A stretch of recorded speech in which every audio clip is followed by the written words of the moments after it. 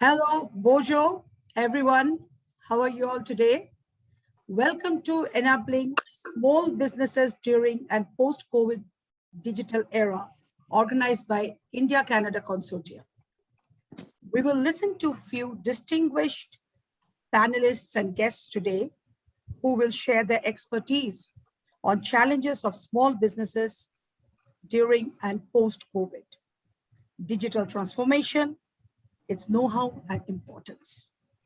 I would like to invite Dr. Gautam Ghosh, Secretary, to address us with a few words. Dr. Ghosh is an author on police accountability, a politician by passion, advocate, and educationist. Dr. Ghosh, the stage is yours.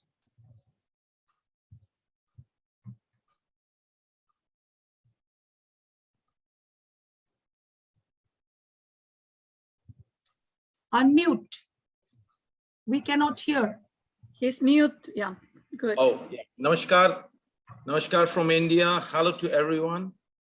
At the first instance, I must thank Gypsy and everyone out here who has taken this benevolent approach to help people all around the world, including Canada and India, to face this situation which this COVID-19 pandemic has unleashed.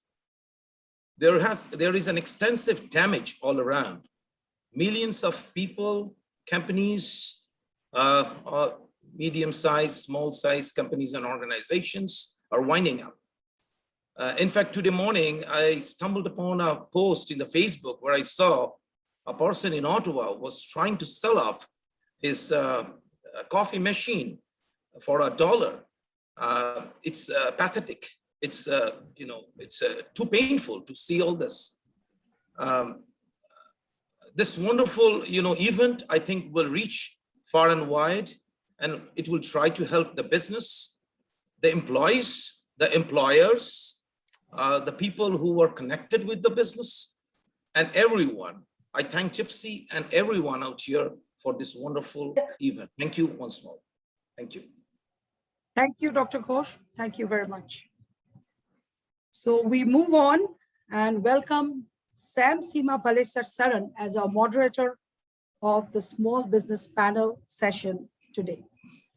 Let me introduce Sam to you. Sam is an active member of the community. Currently, she works as a senior advisor where she has worked on numerous projects, including Canadian energy projects, the United Nations Declaration on the Rights of Indigenous Peoples, G7 International Energy Project conferences, and numerous other international affairs. She also runs a real estate business with her husband. In addition, she currently holds a position as National Party Secretary for the Liberal Party of Canada. Sam has over 30 years of experience working with youth, women, elders, and communities at large. She has worked with Canadians of all walks of life, including First Nations, Inuit, and Métis. Sam has held positions as the chair of the Champlain Maternal Newborn Regional Program, chair of the Patient and Family Advisory Council with the Ottawa Hospital, youth organizations, and served as a member of numerous committees at the Ottawa Hospital and CHEO. Also, she has volunteered with the Canadian Cancer Society, Canadian International Peace Project, member of National Anti-Racism Council of Canada, and as a member of the Network of Indian Professionals. Sam, it's your stage now. You're the moderator of the session today. Thank you, Gypsy. Thank you for having me here today. I'm honored to be here in the company of so many amazing individuals, and I welcome you all today. Just a few housekeeping rules as moderator. If you are not speaking, please make sure your mics are on mute because we do get feedback. We do have people from across the world here. We see, a few from India, and we have here in the National Capital Region and beyond. I'm going to speak as minimal as I can because we do have a very tight program today. And so I'm going to try and move us along quite quickly as we can and introduce each one of you by bio and ensuring you have the platform and the stage to speak and share your views and your thoughts with us today. So with that, I'd like to start by introducing our guest of honor, one of my friends, Marie-France Lalonde. It is with great privilege that I get to introduce her today. She is the Member of Parliament for Orleans and Parliamentary Secretary. Marie-France Lalonde is a Franco-Ontarian MP in the National Capital Region who has been serving the riding of Orleans as a member of the Liberal Party of Canada since 2019. She also served as the Liberal member of Provincial Parliament as MPP for Orleans from 2014 to 2019 before she ran and won federally. She is currently Parliamentary Secretary to the Minister of Economic Development and Official Languages. Welcome, PS Lalonde. It is an honor to have you here with us today. Thank you very much, Sam. Hello, everyone, elected official, distinguished guests. It is really a pleasure to join you all again on this Sunday afternoon to talk about enabling small businesses post-pandemic. I am eager to tell you a little bit about the federal budget 2021 and the steps the government is taking to help small businesses and spur growth in the Canadian economy. But first, I would like to say that meetings like this, where we have business owners of all kinds alongside tech leaders, policy leaders, and political representatives, do tremendous work towards the kind of collaboration and growth that the federal government wants to fuel. As always, I want to say thank you to my friend and residents of Orleans, Gypsy Gosh, and the Team India-Canada Consortium for this opportunity, and to our wonderful Sam for moderating this afternoon. For over a year now, the pandemic has put out main streets in a bind that has caused a state of uneven growth. Many businesses have thrived in an environment that relies on deliveries and curbside pickups to complete transactions. Others rely on in-person services and have struggled to make ends meet. The meetings I have had in Orleans, a community where small businesses are at the core and driving force of our local economy, have struck a personal chord. I've owned a small business before, and I know what it means to take that risk. I know how it feels to have to worry about juggling rents, wages, and growth, and I admire the strength and tenacity of all business owners who are doing it all in the worst conditions. But now, with a surging supply of vaccines and the hope of a better summer on the horizon, the government is taking steps to ensure that our main streets not only recover, but grow and thrive in our post-pandemic world. It starts with extending the programs that have helped our business sector made it through these dark times. The Canada Emergency Rent Subsidy and the Canada Emergency Wage Subsidy has helped small businesses maintain staff and storefronts when they otherwise might have failed. We are extending these programs through to September of 2021. Budget 2021 proposes to introduce the Canada Recovering Hiring Program. This new program will further help spur growth by encouraging hard-hit businesses that are reopening to bring back their staff or bring on new people to help meet a coming surge in demand as our health measures lift. These are crucial measures that will make the beginning of our recovery smoother and help more Canadian businesses get back on their feet. But we know that growth also means investing in the future. That's why the digital adoption is a pillar of Budget 2021. From the success of the Main Street program delivered here in Ontario, we are launching the Canada Digital Adoption Program, which will create thousands of jobs for young Canadians, but also help as many as 160,000 small and medium-sized businesses adopt new digital technologies. The federal government will also be providing $2.6 billion on a cash basis over 4 years for the Business Development Bank of Canada to help finance technology adoption. Budget 2021 also proposes to allow immediate expensing of up to $1.5 million of eligible capital investment made by small and medium-sized businesses here in Canada. These larger deductions will help businesses, particularly small and medium-sized businesses, by making it more attractive to invest in assets that drive growth. The government also knows that establishing rules for our digital economy is essential to helping our small and our medium-sized businesses thrive. Two other components that I wanted to highlight in this conversation is a commitment to create a universal early learning and childcare program and a commitment of $146.9 million per year to strengthen the women entrepreneurship strategy. Establishing a new data commissioner and enhancing our competition bureau's enforcement capacity will mean that small enterprises will be better protected from unfair market practices by large corporations. As long as small businesses have room to succeed, we know they will.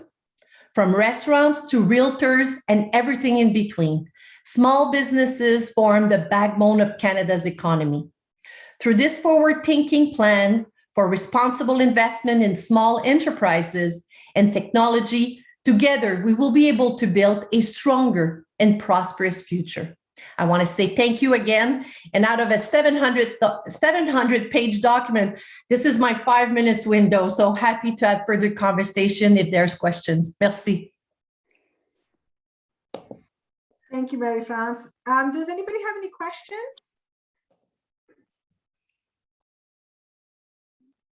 You explained that quite well. Okay, if there are no other questions, thank you, Marie-France. Orleans and Canada is very, very lucky to have you as a representative. You always give so much to our communities, and we are very fortunate to have you here with us today. Thank you. Okay, I'd like to move forward and introduce our chief guest, and that is Mr. Ralston King. It is an honor to welcome him as our chief guest today. Mr. King is the Ottawa City Councillor for Rideau-Rockcliffe Ward. Mr. King won in a by-election on April 15, 2019. He is the city's first ever Black Canadian City Councillor. Mr. King was appointed as City Councillor Liaison for Anti-Racism and Ethno-Cultural Relations Initiative and has been a longtime community volunteer where he served in many leadership roles for organizations and committees. Welcome, Mr. King. Thank you, Sam, and good afternoon, everybody.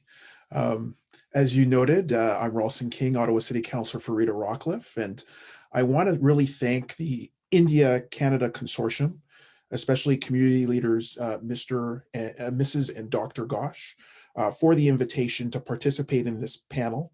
And I also want to acknowledge all the guests in the panels and our wonderful moderator, Sam, who's doing an excellent job.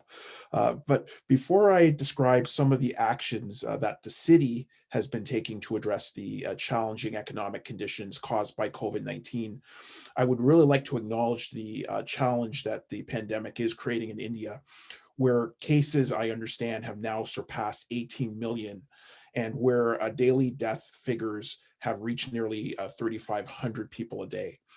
With a shortage of hospital beds, medication, mechanical ventilators, and oxygen, I remind people, if they can, to donate to charities to address this challenge. It's very important.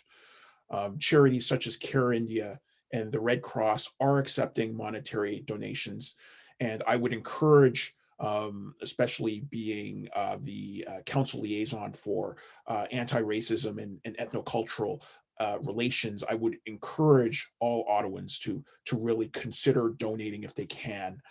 We don't want to see this type of humanitarian crisis really expand. We want India to come back strong. We know it will, and we want to ensure that we contribute to those efforts.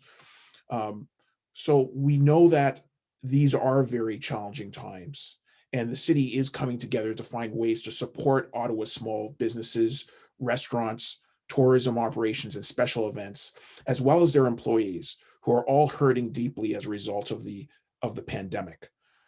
In fact, my office held a small business roundtable with advocate Michael Wood during the early stages of the pandemic in 2020 to hear from local businesses and to provide an opportunity for these businesses to advocate with senior levels of government, with city staff, really to provide input. And I think that some of that input did influence policy.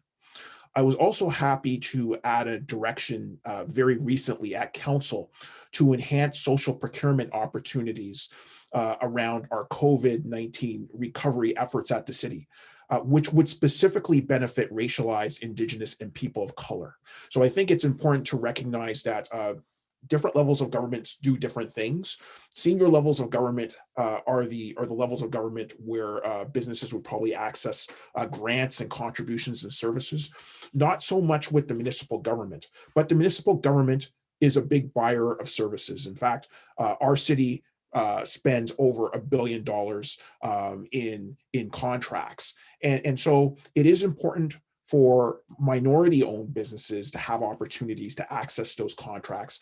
And that was part of the thinking behind the social procurement motion and direction that we advance at council, to see how we can enhance these opportunities for different groups who don't typically have access to these opportunities. I'm also a member of our local business improvement association, the Vanier Quarter Vanier Business Association. And as a member of that board, I was happy to support through a vote a levy rebate to local BIA members, mostly who are small businesses. It was obvious that we needed to provide as much relief as possible to our small businesses, and a very tangible way of doing that was ensuring a rebate to some of those members who were not seeing their full fees being utilized in the neighborhood because of the challenges confronted by COVID. So we thought it would be very important to do that. That's also one of the reasons why I'm backing the city's exploration of the potential of some small business relief through taxes. And we're examining doing that through looking at the different tax classes in the sub-business category and adjusting them. So as we know, some retailers are doing very well. We saw box stores that were able to sell not just essential goods, but all sorts of goods. And they seem to have been prospering and doing well, while small businesses on main streets have had more challenges. And right now, city staff is examining just raising that subclass for those larger businesses like box stores just a bit, so that we can provide some level of relief to small business owners. So continue to watch what occurs at City Hall.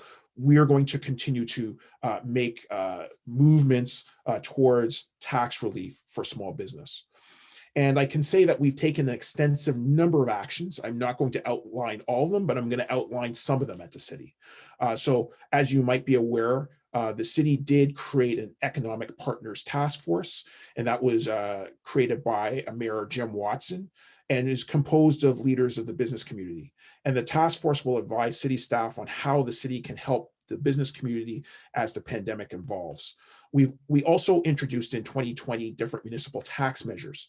So the city offered a penalty-free payment grace period on all 2020 interim property tax bills, noting that there were many challenges that both residential and small business property owners were having at the beginning of the pandemic. At the city as well, we did really basic tangible things, such as ensuring that we would suspend all water service disconnections due to non-payment. That's very important because there was a lot of financial challenges on both residents and businesses. We also created and extended a water bill grace period.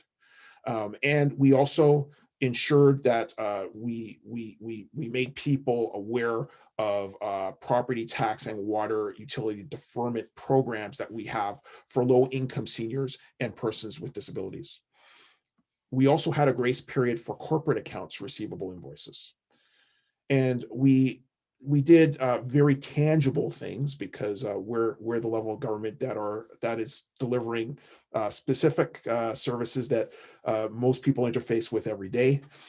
So basic things that where the rubber meets the road, we literally suspended enforcement of overtime parking on residential streets for an extended period of time, noting that we wanted, especially during the early times in this pandemic, for people to stay home and not to worry about basic things as to like where they had left their car.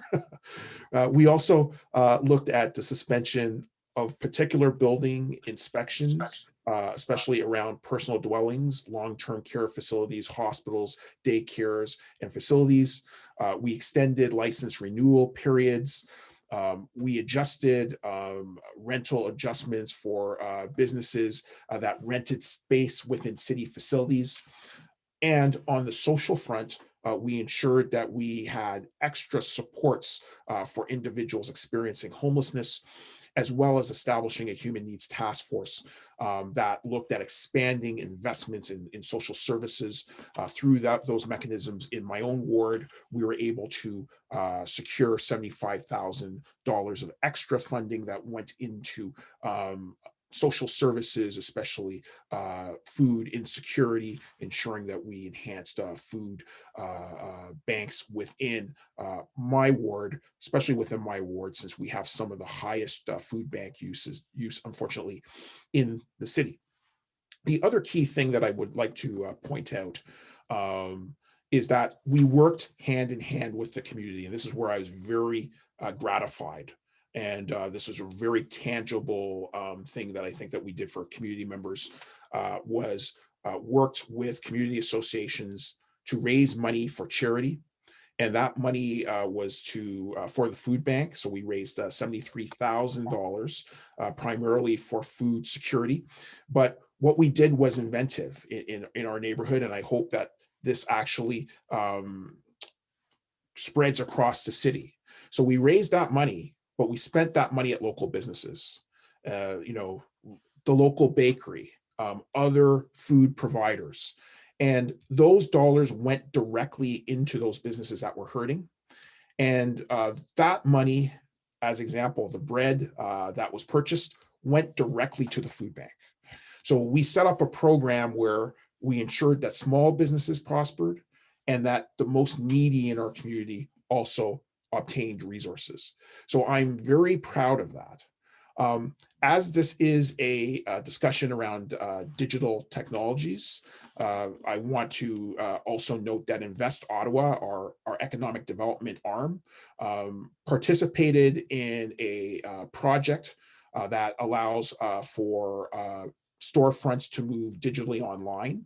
So we were providing those resources to many of our small businesses, especially within my ward.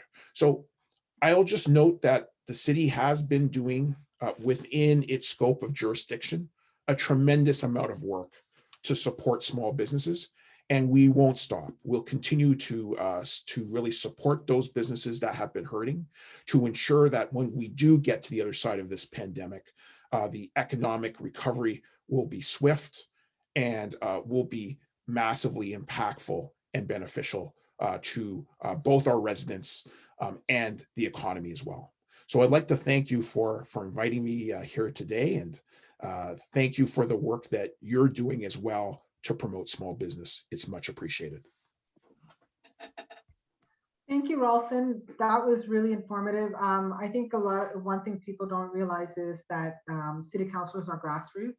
The first voice always goes to you, and you see firsthand the real grassroots decisions that need to be made. So thank you for all your hard work. We really do appreciate it. Before I move on to our next special guest, I just wanted to let everyone know we are going to have a 10-minute Q&A. So I'm just going, if you have any questions, please hold on to your questions until we get there, and then you can ask Mr. King any questions you'd like. So I'd like to move on to our next guest. She's our special guest, Andrea Steenbacher. I'm hoping I'm saying that right. So please welcome Andrea. Andrea has been the executive director of the Barrhaven Business Improvement Area since January 2006. Andrea is responsible for the success of the association through the effective leadership and overall management of the organization. This South End Business Association represents over 750 members and focuses on long-term strategy and short-term executions. Thank you. Welcome, Andrea. Thanks, Sam. And thank you to my friend Gypsy and her team at ICC for inviting me today. Before I get started, I'd really like to take the opportunity to thank Councillor King and MP Lalonde for all of your continuous work. Certainly probably the most trying time in, well, as long as anyone can remember, to be a politician right now. You know, the challenges are just sort of endless, and without getting into too much, I'm glad you both went into all of the important things that all of the levels of government are have been doing, like the CRB and the CEWS program for wages and for rent assistance, and at the city level for tax breaks, energy breaks, hard costs, that sort of thing. Every bit helps. As we've talked already, small businesses especially have been very hard hit during the pandemic. So as Sam mentioned, our BIA, we have close to 600 businesses and then well over 100 properties as well that we represent. I've been the executive director of the BIA in Barrhaven for 16 years. I'm also the vice chair of the Ottawa Coalition of BIAs. So Mark, who is the chair of Councillor King's BIA in Vanier, he's the chair. And then we have other elected representatives from different BIAs around the city. So collectively, we represent almost 7,000 small businesses across Ottawa. In Barrhaven in particular, we have a really, really large number of multicultural businesses in this end of the city, and that number is ever increasing. So I think, you know, all levels of government have been doing a really great job.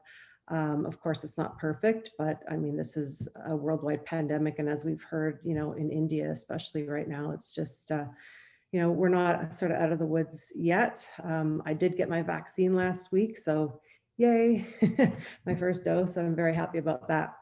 So Gypsy had asked me to talk today specifically about, so that I'm not replicating what our other two guests have already talked about, I'm going to talk really about what MyBarrhaven has done to help our members. We're quite proud of the work we've done over the last 15 months.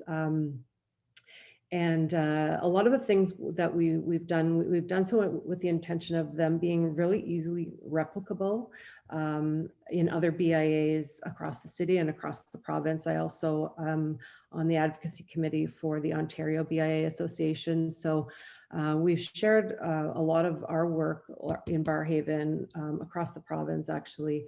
And so I will stick to a script, so I'm not going too far over my time, and I'm just going to share with you via a little presentation, and a lot of it's visual, so you can see some of the things that we've done specifically during the pandemic to help our small businesses in Barrhaven.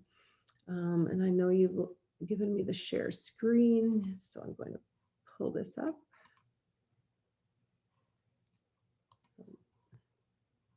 All right.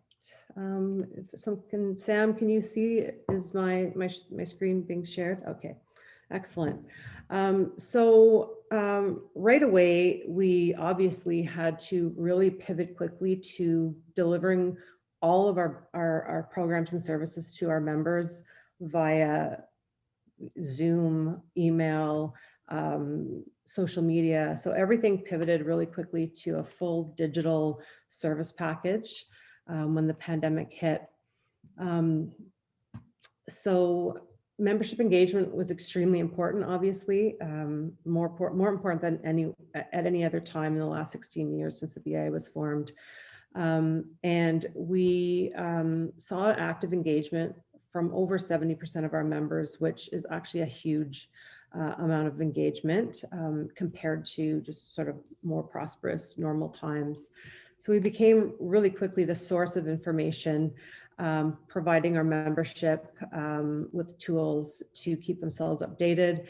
We created a resource page on our website, which had specific sections, one for the city, one for the province, one for the federal government, constantly updating on the work that was being done at those levels of government and the different ways that they were quickly pivoting them as well to try to come to the aid of small businesses. We host a weekly open call for all of our members over Zoom, so very similar to what we're doing right now.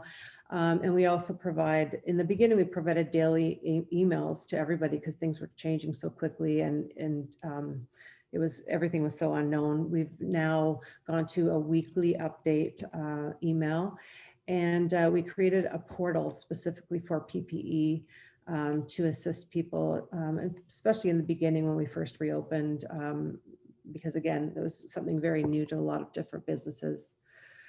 So we've become a really trusted source of information. It's really, again, helped grow our membership engagement. They can focus on their day-to-day operation of their business, which is extremely challenging for a lot of them, most of them right now.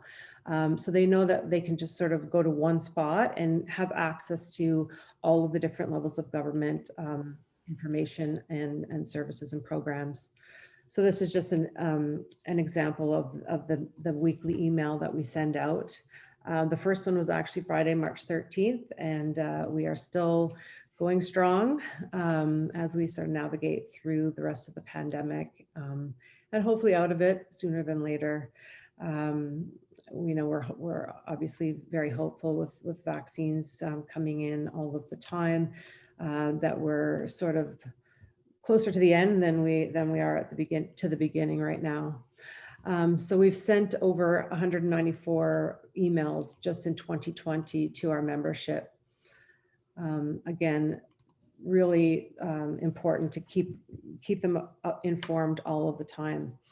So a lot of them felt really isolated at the beginning, especially as we've gone through several lockdowns now. They really loved getting together weekly to ask for support and guidance. And so that's how our weekly open calls started.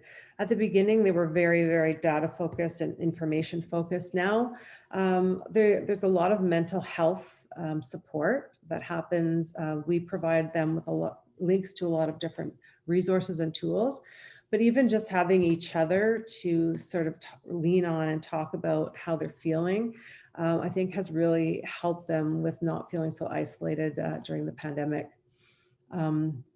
This is just a visual of what that page on our website looks like. Obviously a very, very heavily visited page on our website. Again, we launched the PPE Portal. We updated that quite regularly at one point. And we tried to highlight as much as possible local sources of PPE where our businesses could buy and receive them, the tools quickly. So in terms of business reopening support, this is something that we created and that's being replicated by other BIAs in Ottawa as well as across the province now.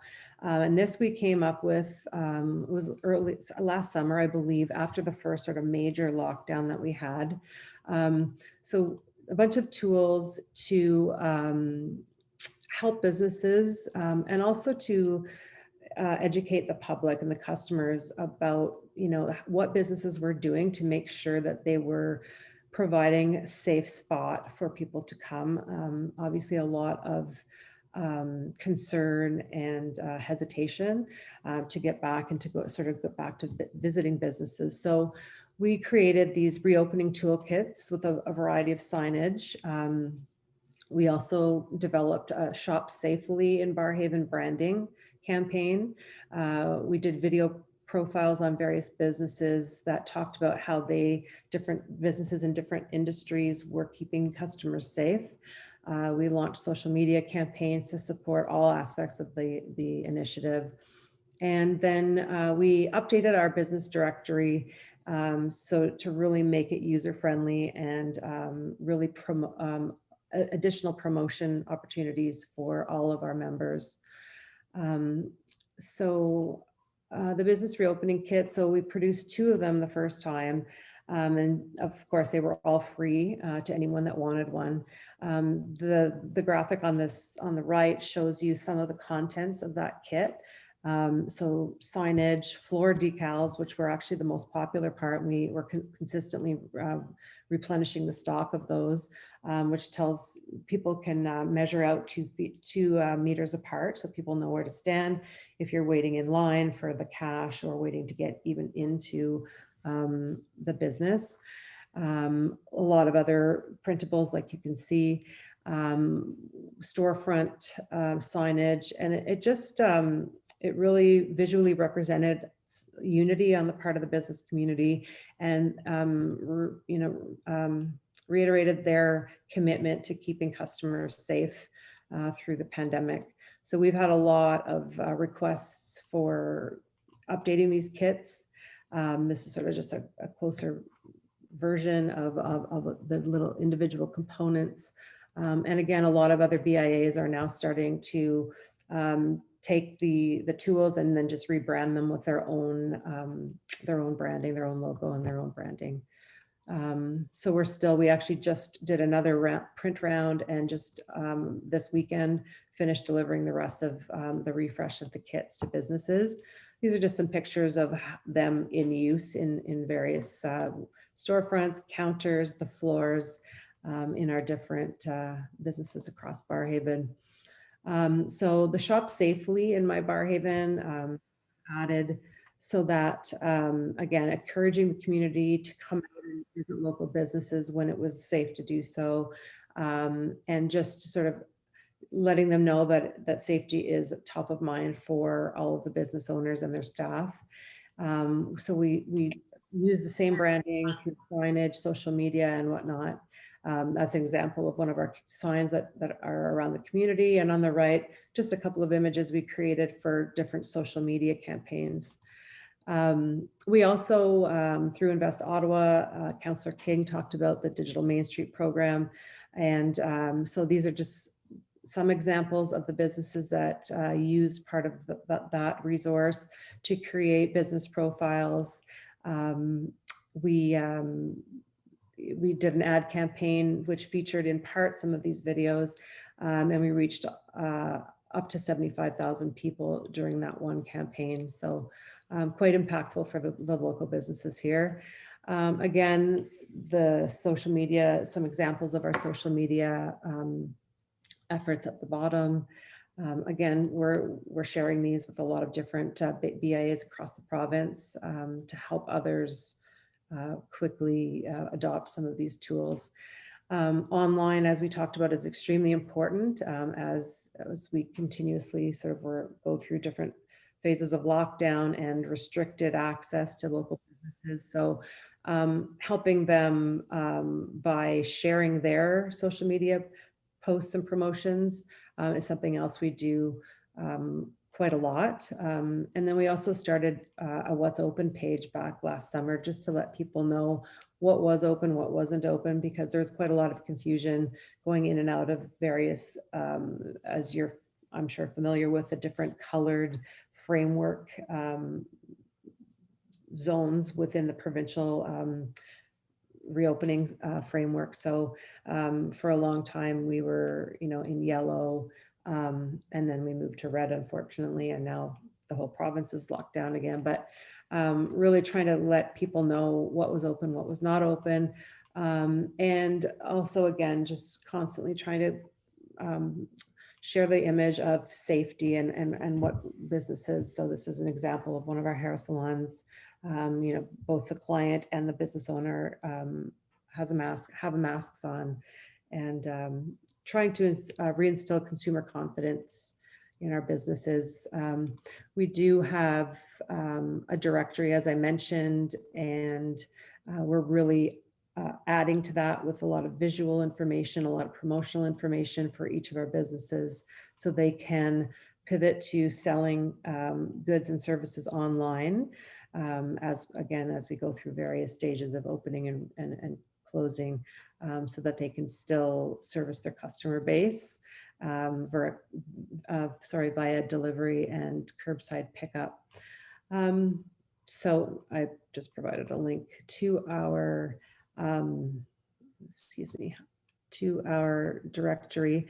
I'd like to just share one more thing if I could, and it'll be quick. But I think it's impactful. So this is something else that we've shared province-wide, citywide, and hoping that other businesses or other business areas and business districts can maybe do the same. This was something also through the video profile pilot that Invest Ottawa did. And they actually surprised us. So the videographers through Invest Ottawa, as well as a bunch of our members, surprised us with a really great video to thank us for all of our efforts, continued efforts through the pandemic. So I'm going to, if I can, I'm going to try to share this one last time. It's just a 3-minute video. Okay, I am going to, here we go.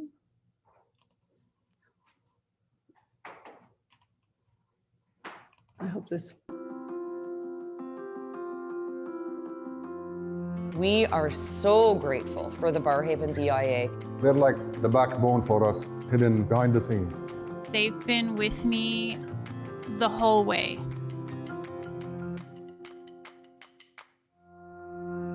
Barrhaven BIA has been great. You know, despite everything that's going on with COVID and everything, they're always there. They're always attempting new initiatives to help us out. They're always reaching out and contacting us with new things that they're trying, and we're super appreciative of everything they've done. They're here for all businesses in Barrhaven. Anyone can join our weekly calls. Being part of the Barrhaven community, where we're lucky to have the BIA, we're well informed. Any updates that are out there, instead of us looking for it and searching for it, the BIA hands it over to us. When we had questions or we didn't know how things were going or how we were going to survive, they created places and things for us that we could latch on to. If someone is the new business in Barrhaven, I definitely recommend them to look Barrhaven BIA up, just because you're gonna get a great support from them. We've been moving from one place to another within Canada. When we moved to Ottawa, it kind of felt like the right place to do it. To work with such a friendly and professional team, it's an amazing opportunity. It's really allowed us to foster relationships with other businesses and other members in the community. At a time like this, there's so much out there that's being offered, but for a lot of people, it's just hard to kind of know where to go and who to connect with. Find out what they have to offer. Find out about the services and the hidden gems that are here in our Barrhaven community. They're very inclusive. I think people shy away from those things because they think, oh, I don't belong, or it's very political or whatever. It's not. They're very low key. They're kind of like your neighbor. Do you want a cup of coffee? Do you need some sugar? That's how I see the BIA. Reach out. They're a great resource. They know a ton of people. They've been around a while, and they can really, really help if you need them. So definitely reach out. I think every small business should seek the help of the BIA. To have the BIA support us and be able to provide services to more families, it's been unbelievable.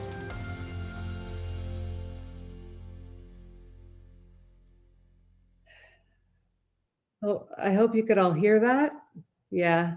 Anyway, it was, sorry, I was like, even still, when I see it, I tear up. Just, there's been so many, it's been so stressful oh, sorry about that. Apparently my YouTube was on autoplay, so it went to the next video. But yeah, it's been so stressful for so many of them. So just hearing that was extremely touching. Just knowing that we're making a difference to so many different types of businesses was really rewarding. So thanks again, Gypsy and team, for having me. And I'm happy to share any of the resources I've talked about today. If you want to reach out, Gypsy has my email address, and we're always eager to collaborate and assist everybody. So thank you. Thank you, Andrea. That was really, really informative information. And I've had a lot of business owners, also small business owners, come to me and ask these questions. And knowing that we have that support in the community, I think is really wonderful. And especially now when there's, close, open, over and over, it's a real struggle, and the struggles are real for these businesses. And knowing that there's support in the community, I think is extremely important. So thank you for doing what you do. And thank you to BIA. Does anyone have any questions for Andrea? Okay, then we will move on. Thank you again, Andrea. And also, Andrea, could you share your contact information in the chat as well, and everyone else as well? That way we can, if anyone needs it right away, they can take it right away. Hello, I had a question. Thanks, Andrea, for your wonderful presentation. So in terms of our access to different resources, is it like that we should reach you directly, or we should go on contact with Gypsy and go from there? So do you have a business in Barrhaven? Yeah. And you're in Barrhaven? Oh, okay, then absolutely. Barrhaven. So mine is an online business and it's registered in Toronto. In the Ontario. So that way, if I want to access any kind of resources, whom should I reach? So if you want information about anything specific that we've done, you can definitely send me a direct email. Reach out to me anyway. As I mentioned, I'm also on the advocacy committee for the Ontario BIA Association. And we work with all of the BIAs across Ontario, many of them being in the Greater Toronto area. So I can put you in touch with some resources closer to home for you as well, if that's helpful. But I've put my my email address in the chat. So if you don't have time to capture it, just if you send Gypsy an email, she'll put you in touch with me. Sure, thank you. Any other questions or comments? Okay, I'm going to move on to our next guest, Dr. Ruba Fatal. I'd like to welcome a very good friend of mine, Ruba. Dr. Ruba Fatal is a full-time public servant, currently serving as a senior policy advisor on innovation, science, and economic development for the Government of Canada. She is also a part-time professor at the University of Ottawa and Carleton University. She is a community builder, author of several children's books, a dedicated volunteer, and a mother of 3. Holy, that makes me tired saying all that. Dr. Fatal founded the Canada Carleton Small Business Network in 2015 to help connect and empower local small businesses. She has served as board of director and committee chair for the Western Ottawa Community Resource Center and the Canada Food Cupboard. As a board of director of the Trail West Community Association, she has organized numerous community events and activities. She has also served her community as coordinator in the Neighborhood Watch, has helped raise funds for Crystalis House in Ottawa's women's shelters, and is a Rotary Club board member where she has influenced the At Canada for Refugees campaign, raising $70,000 in sponsorship for Syria. Welcome, Ruba. Hi, thank you so much. What a nice, introduction. Thank you. I really appreciate that. Gypsy and ICC, I really appreciate also this this invitation, and everyone who joined us, despite your busy schedule and it's Sunday, with your family, you're taking the time to be with us. That just means how dedicated you are and how caring you are for what's going on with the small businesses. So I'll just make it brief introduction of the Canada Carleton Small Business Network to let you know why we started, how we differed, for example, what was the inception of it. And mainly we are concerned about the small businesses, particularly startups at the time, and home-based businesses, as well as just small businesses within the community that they could not join a bigger organization, let's say for financial difficulties or uncertainties.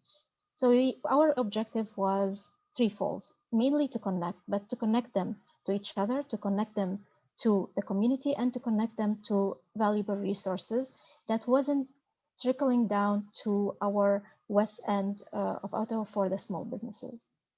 So that was our mission at the time. Now, we really became successful just from numbers. We were growing organically every year. Now we have membership of businesses of close, I think, a bit more than 600.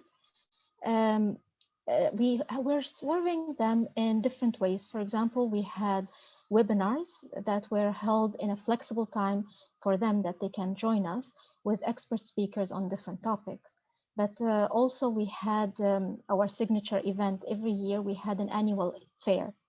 And in the fair, the last one, we had over 100 businesses. We had more than 400 members of the community that came to meet in person the small businesses that exist in Kanata Carlton area. Now, comes 2020, unfortunately, we couldn't hold the fair that we were used to now for 4 years. So we had to pivot our way, and with the help of probably the Ottawa community knows him, Jared Goldsmith, the owner of ESAX. They have a platform. He has a platform that he runs where it simulates the real feel of a fair. And we held our first one in 2020 using that platform that he managed for us, and it exceeded our expectation. We didn't expect that many business owners would be interested to come to an e-fair because it's a new platform.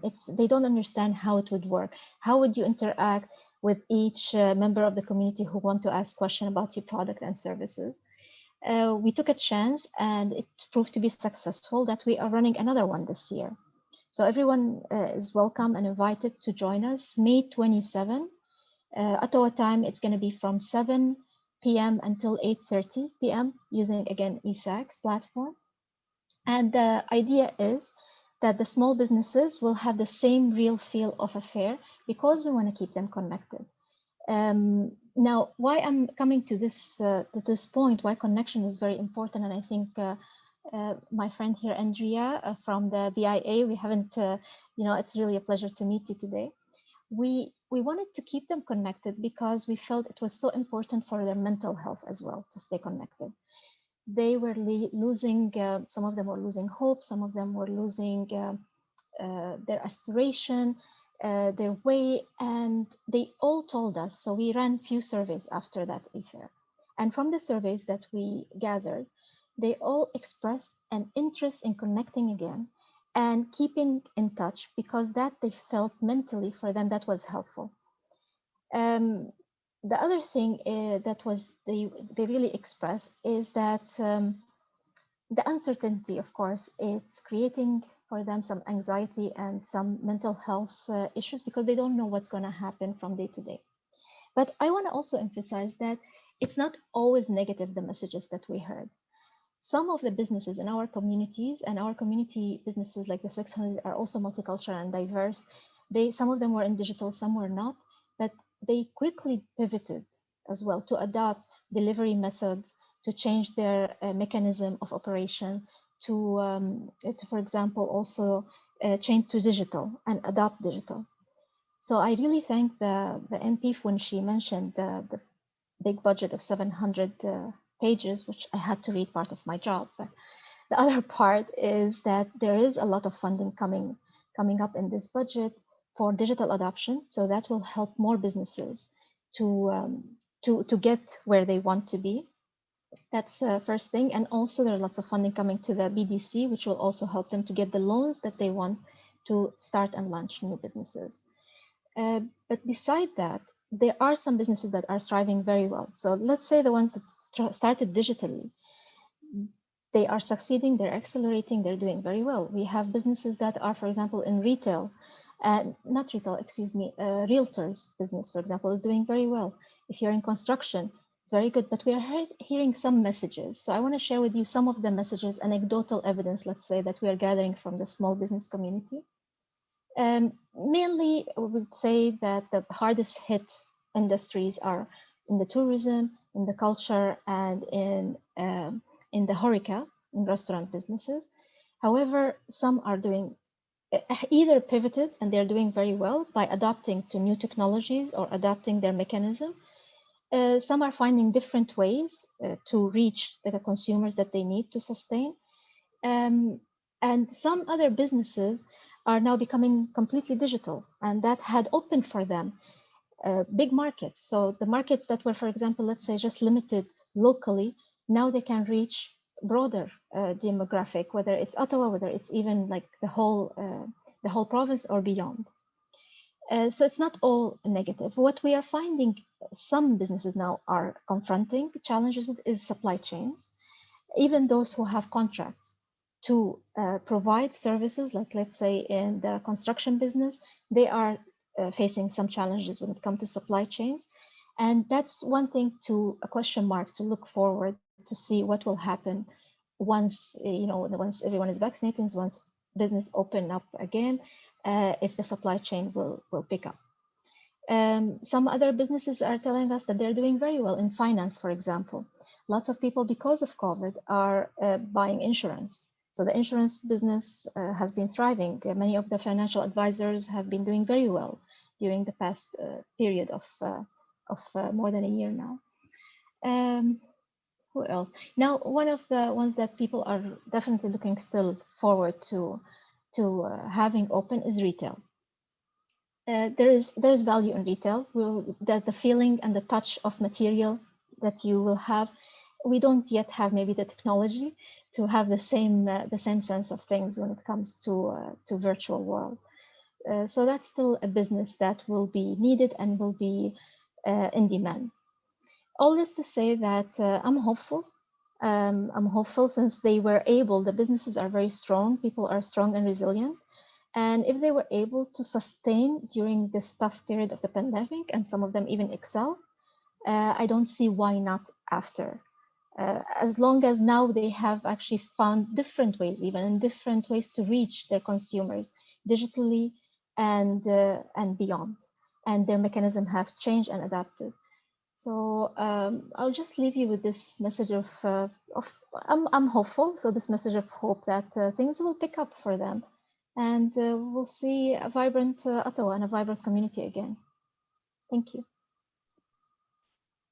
Thank you, Ruba. I think you touched on some really important points, and I think one other thing that we need to work together and continue to have these discussions is very, very important. And you joining and talking about these ideas and connecting with others like Andrea, I think is very important. So thank you very much. Andrea, you have a question or comment? Your hand is up. So I was clapping. Oh, that's a clap. Thank you. Okay, so any questions? I'm going to ask to hold your questions until we do Q&A because we will be having that very shortly. So I'd like to move on to our next guest who will be doing a workshop. So I'd like to welcome Dave Lowy. Dave, I hope I'm saying that right. Lowy or Lowy? Lowy, but Lowy. Yeah, you got it. You got it good. Okay, great. He'll be leading the workshop on online transformation of business in the digital era post-COVID. Dave is an IT executive with a successful track record leading IT technology digital transformations for Canada's largest company, including the most advanced IT technology available commercially. His strengths include accelerating business objectives and goals, protecting Canada's largest companies from technology threats in some of the most regulated and demanding IT environments. Welcome, Dave. Floor is yours. Hey. Thanks, Sam, and thanks for having me here, and thanks for the introduction. Listening to all the different speakers, there was so much great information. I love that video, Andrea. That was awesome, and Ruba, a lot of great information too. It was very interesting. So I'm here. My mission is really just to equip businesses with information. There's so much information out there, that technology, that want to really just equip people with knowledge. And a lot of businesses, small businesses especially, don't have that knowledge accessible to them. So today I wanted to just have a brief presentation and go through some slides to give some awareness and some key points for some of the small businesses and some direction where they can go in terms of first steps. And obviously 10-minute conversation, 10-minute overview. There's just some very brief goals that I would want to get in terms of getting some knowledge across. So I'm just going to share my screen and I'll have a little presentation to go through. Okay. Oops. Sorry, there we go. full screen. Can everybody see my screen? Great. Oops. I just see all the people here. I'm just get that smaller. Great. So yeah, as Sam was mentioning, I have a number of years experience in different industries. It was 10 years in pharmaceuticals, of multiple regulating agencies that we had to adhere to. So lots of different security. My team managed those areas to help transformation in big pharma and contract pharmaceuticals. Unfortunately, I don't have any connections to help with the vaccines. That was a long time ago, and moving on to other industries since then. So as mentioned, Sam was highlighting, I've also worked with some of the largest retailers. My team managed the Canadian Tire payment switches. A third of Canadians have those credit cards. And I assume with COVID, there's an increase in digital payments and digital accessibility. The e-commerce platforms have exploded in the past year, and everyone really needs to be online. So I assume those credit cards are even higher than they used to be. In addition, I've worked and managed the Interact debit network along with their e-transfer, architected, managed that. So highly regulated environment, secure. If you've done any payments in Canada, it's gone through that debit network. And right now I'm leading a technology for one of Canada's leading insurance companies. And that was similar to some of the stories I've heard throughout this presentation.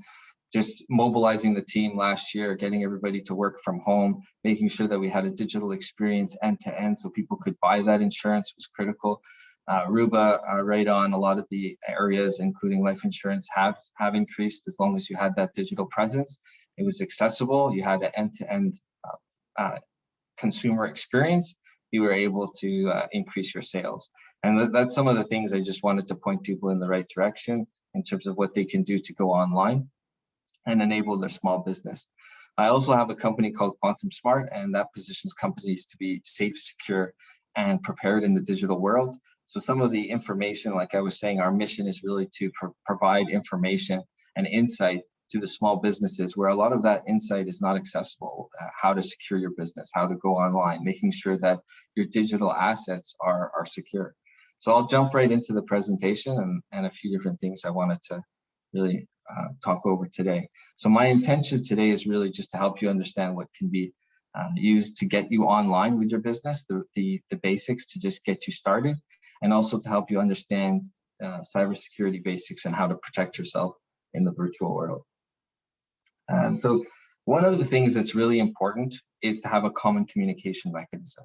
So like as I've highlighted here, you have G Suite, Office 365, likely you're in those spaces or one of those spaces, and keeping your digital assets organized is just like keeping your house clean, right? So you want to keep your files in the same place. You don't want to spread across multiple tools and have things all over the place. It becomes very messy for you. It makes you inefficient, and it makes that collaboration very difficult for you. And using one common communication mechanism is one of the key principles or guiding principles that you should really be thinking about. In addition, security and having good cybersecurity hygiene is essential. So I look at it, it's really just some very simple processes. Security doesn't need to be expensive. It's similar to, a good analogy would be, you put in a simple process. It looks like it's going to start to rain, close the window so you don't get your house wet. So it would be the same thing with security. There's some passwords, there's some things you want to think about. And really these 2 points, if I can get some knowledge across today, and my goal is to really highlight how you can get online and be secure, those would be the 2 areas I'd want to focus on and what I'm trying to get across today. So embracing the digital world. So everybody is online, and as you know, we were forced to go online, and with COVID, everybody had to mobilize and make sure that they're available and their business is accessible. And that's really the key piece. So if you're a small business, you should be really looking at what is your marketplace, what is the different channels, what are the different areas where your customers congregate. And is that Instagram? Is that Facebook? Is that LinkedIn? Try to understand your customers better. Leverage those platforms. They are free. they're available. That's a really good place to start. And back to equipping yourself and your business with information, YouTube is amazing. This is anywhere from any technical level, from very sophisticated to very basic understanding of things. Go onto YouTube. There's some great channels. This one that I'm pointing out in this presentation, IDG Tech Talk, they have got hundreds of videos that you can search everything. And as you see in the screenshot here, I have how to easily schedule meetings in Microsoft Outlook to what is edge computing. And some people might like one thing versus the other, but everything is available there, and everything is available to equip yourself with information. And that's something that every small business should really be aware of and leverage. It's free, it's accessible, it's a great tool to be leveraging. And this reality doesn't stop once we're past today's threats, today's COVID. Everybody's going online. This is going to continue and expand and grow, and it's necessary in the new world moving forward. So back to our new reality, and I wanted to elaborate and circle back to those goals that I was highlighting earlier around having a common communication mechanism. So you can see Office 365, they've got everything you can possibly need. So does G Suite. If you're a Gmail user, you have a Gmail email address, use G Suite. If you have an Office, Outlook, Hotmail, use Office. Don't try to go onto 100 different tools. And that's a common issue that large corporations have to small businesses. And you get this sprawl of different tool sets, which then makes your life more complicated, which makes it harder to be more secure, which just doesn't help you, where you want to just take advantage and leverage your investment. And Office 365, very, very inexpensive. G Suite, similar pricing. Keep your data there, keep it secure, make sure that you can collaborate, you can share files, you have resiliency. You really want to take advantage of some of the tool sets that are out there that would help you go online, share files, share information, go on to things like Zoom or Teams or Meet or any of those collaboration tools that are out there. And then if I was to emphasize or highlight two things that you absolutely must have from a security perspective, that they are actually very basic, although they might sound a little complicated, they're not. So MFA, 2FA, it sounds worse than it is, and BitLocker, which also sounds worse than it is. So multi-factor authentication and two-factor authentication. This is free with G Suite, it's free with Office, and it's just a checkbox. You go into your settings or your security. And what that is it makes sure that your password that you type in would then get prompted. You'll have a secondary device that would give you a code. So most of you who do banking or other secure platforms will have that multi-factor authentication. And so you want to do the same thing for your digital assets. So think about all of your files, your tax papers, all those important pieces of paper, your investments, anything you have, you keep it safe and secure. You want to do the same thing with your digital assets. And these options are free with G Suite, with Office, with most other platforms as well. You want to turn them on. And the reason why you want to turn them on is because if you don't have that, you can have some bad actors or people trying to hack into your environment, and it's very accessible. It can be done quite easily, and you don't want that to happen. The other one that I highlighted here was BitLocker. And so what is that? It's just a Windows Microsoft terminology, but it really is just making sure your hard drive is encrypted. And that also sounds a lot more complicated than it is. If you go onto your Windows laptop, you can go to BitLocker, you check a box, you go through a quick wizard, and it encrypts your hard drive. And why is that important? That's important because if you lose your laptop, if your laptop gets stolen or your desktop gets stolen or something bad happens, your files are accessible. Everything is accessible. So think about it this way. If you, let's say, lose your laptop and you lose your laptop, somebody puts in a small little USB stick with an operating system, they put it on the side of your computer, they can boot up with their USB stick, and then your hard drive appears as a USB stick, which means all of your files are accessible. And so you don't want that to happen. It's very easy to prevent that. You just go to Windows, Settings, BitLocker, and you turn that on. And then it protects it from those things from happening. So if I was to circle back to some of my original points, try to have a common communication mechanism. Don't use too many tools. Try to make sure your environment and a baseline security is really having multi-factor authentication and BitLocker. And as I'm highlighting here, security does not need to be expensive. This is another cool slide that I like. I didn't put this together, but just to give you some insights into how much traffic, how much information is being sent around the world. This is from Microsoft, and this is just to highlight some of their stats. I love seeing stats and different metrics of cool stuff. For me, it's cool, at least. And here it's showing that Microsoft in 1 month goes through 470 billion emails. And so why am I showing you this? This is part of, if you went with Microsoft 365 or you turned on some of your security features, it's free. It comes with your tools, but you need to turn them on. You need to make sure you use them. And you have, in today's world, you have so much, there's that one. There are many different infrastructure pieces available to you that 20 years ago would cost, it would be cost prohibitive.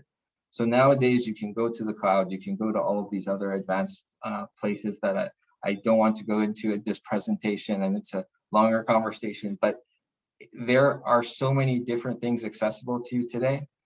You don't need to overwhelm yourself. Start with Office 365, G Suite, one or the other. They're both good, whatever's your preference, and take advantage of all the tools that are in those suites, because they have a wealth of and breadth of capabilities that are accessible to everyone today, not just big enterprise corporations. And that's it for me. Any questions, or put it in the chat, or happy to take them after in the Q&A. Hopefully I wanted to have those two goals of leaving some information with you in this quick, brief presentation. Stop sharing. Okay. Thank you, Dave. You know, I think that's a big fear for a lot of people these days, of having their information corrupted. And having those tools is so important, especially now, but it just seems like you've nipped one thing in the bud and then there's something ready again. And how do you keep on working that and being sure that you're above and beyond what's happening next, right? Yeah. So, and I guess that's a great. I might as well just segue into our 10-minute Q&A with you and Councillor King and Ruba. So I will start with this first question. How do you, keep on top of all of this with, technology change, and, hackers are getting more creative by the minute. So how do you actually stay on top of that? Yeah, and some of it too is the threat surface is increasing, right? Where you have companies that used to be all in one office, now they're spread out across all their homes, and their homes are also a potential point of entry.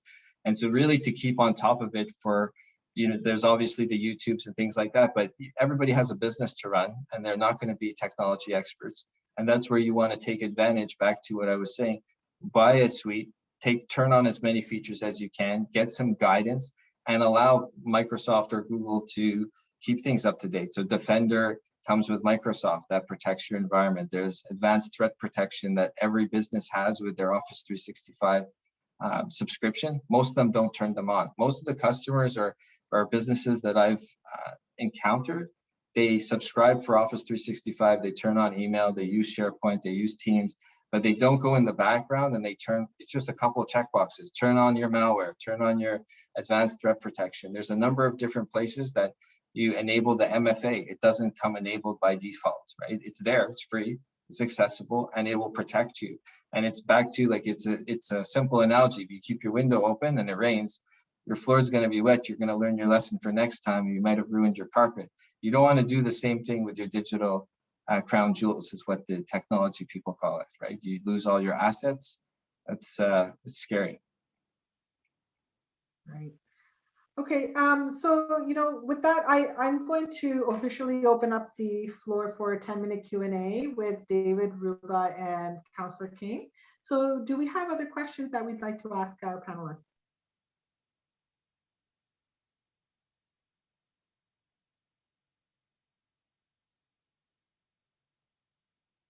Okay. Any comments at this time?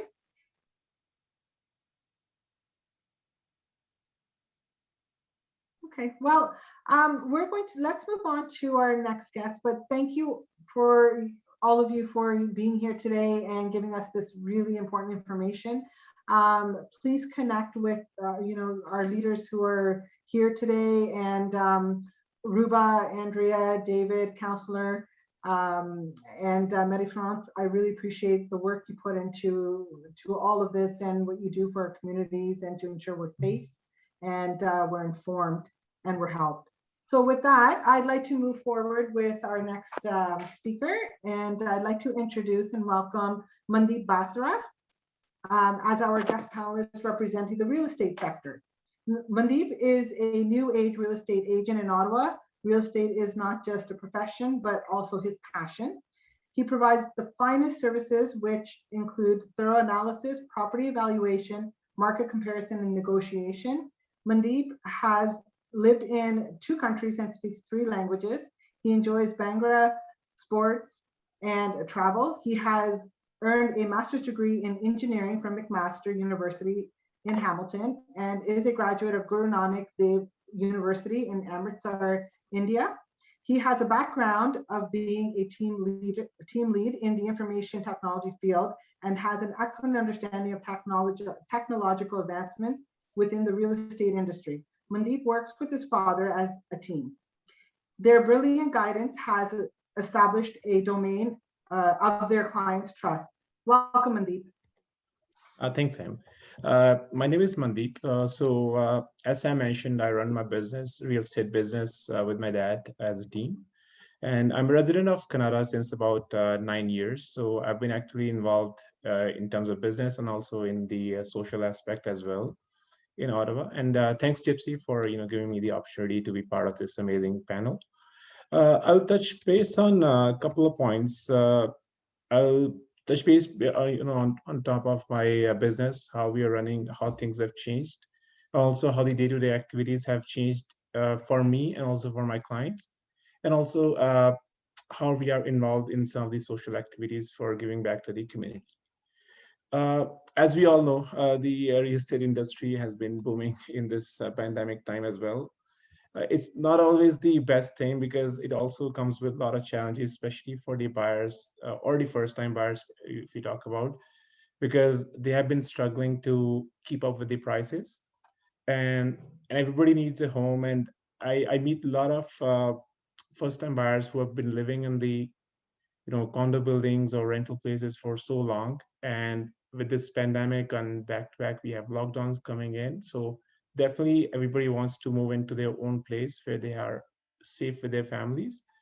And with this price hike so much, it has been a challenge for a lot of people to get that going. How it has changed, first of all, for myself, when we market or when I do advertising for my business, I used to rely a lot on the sponsorship of local events, community events. That has not been happening anymore since over a year now. So we had to rely completely on the digital means. So a lot of things were happening on social media, be it my advertisement post, or we were not having any, walk-ins in my office. So we were mostly doing Zoom calls to educate first-time buyers or sellers as well. And also at the same time, we were trying to educate our clients as well to adapt to these changes. So, a lot of my clients, as I mentioned before, they are first-time buyers and they don't know much things about Ottawa. Earlier, I used to, drive them around just to show what parts of city we have and, what are the positive negatives or what things might, suit best for them. But now it's all virtual. So we've been doing a lot of Zoom calls like this, and we've been sharing things. And other challenge I've seen is that my clients trying to adapt to the digital world.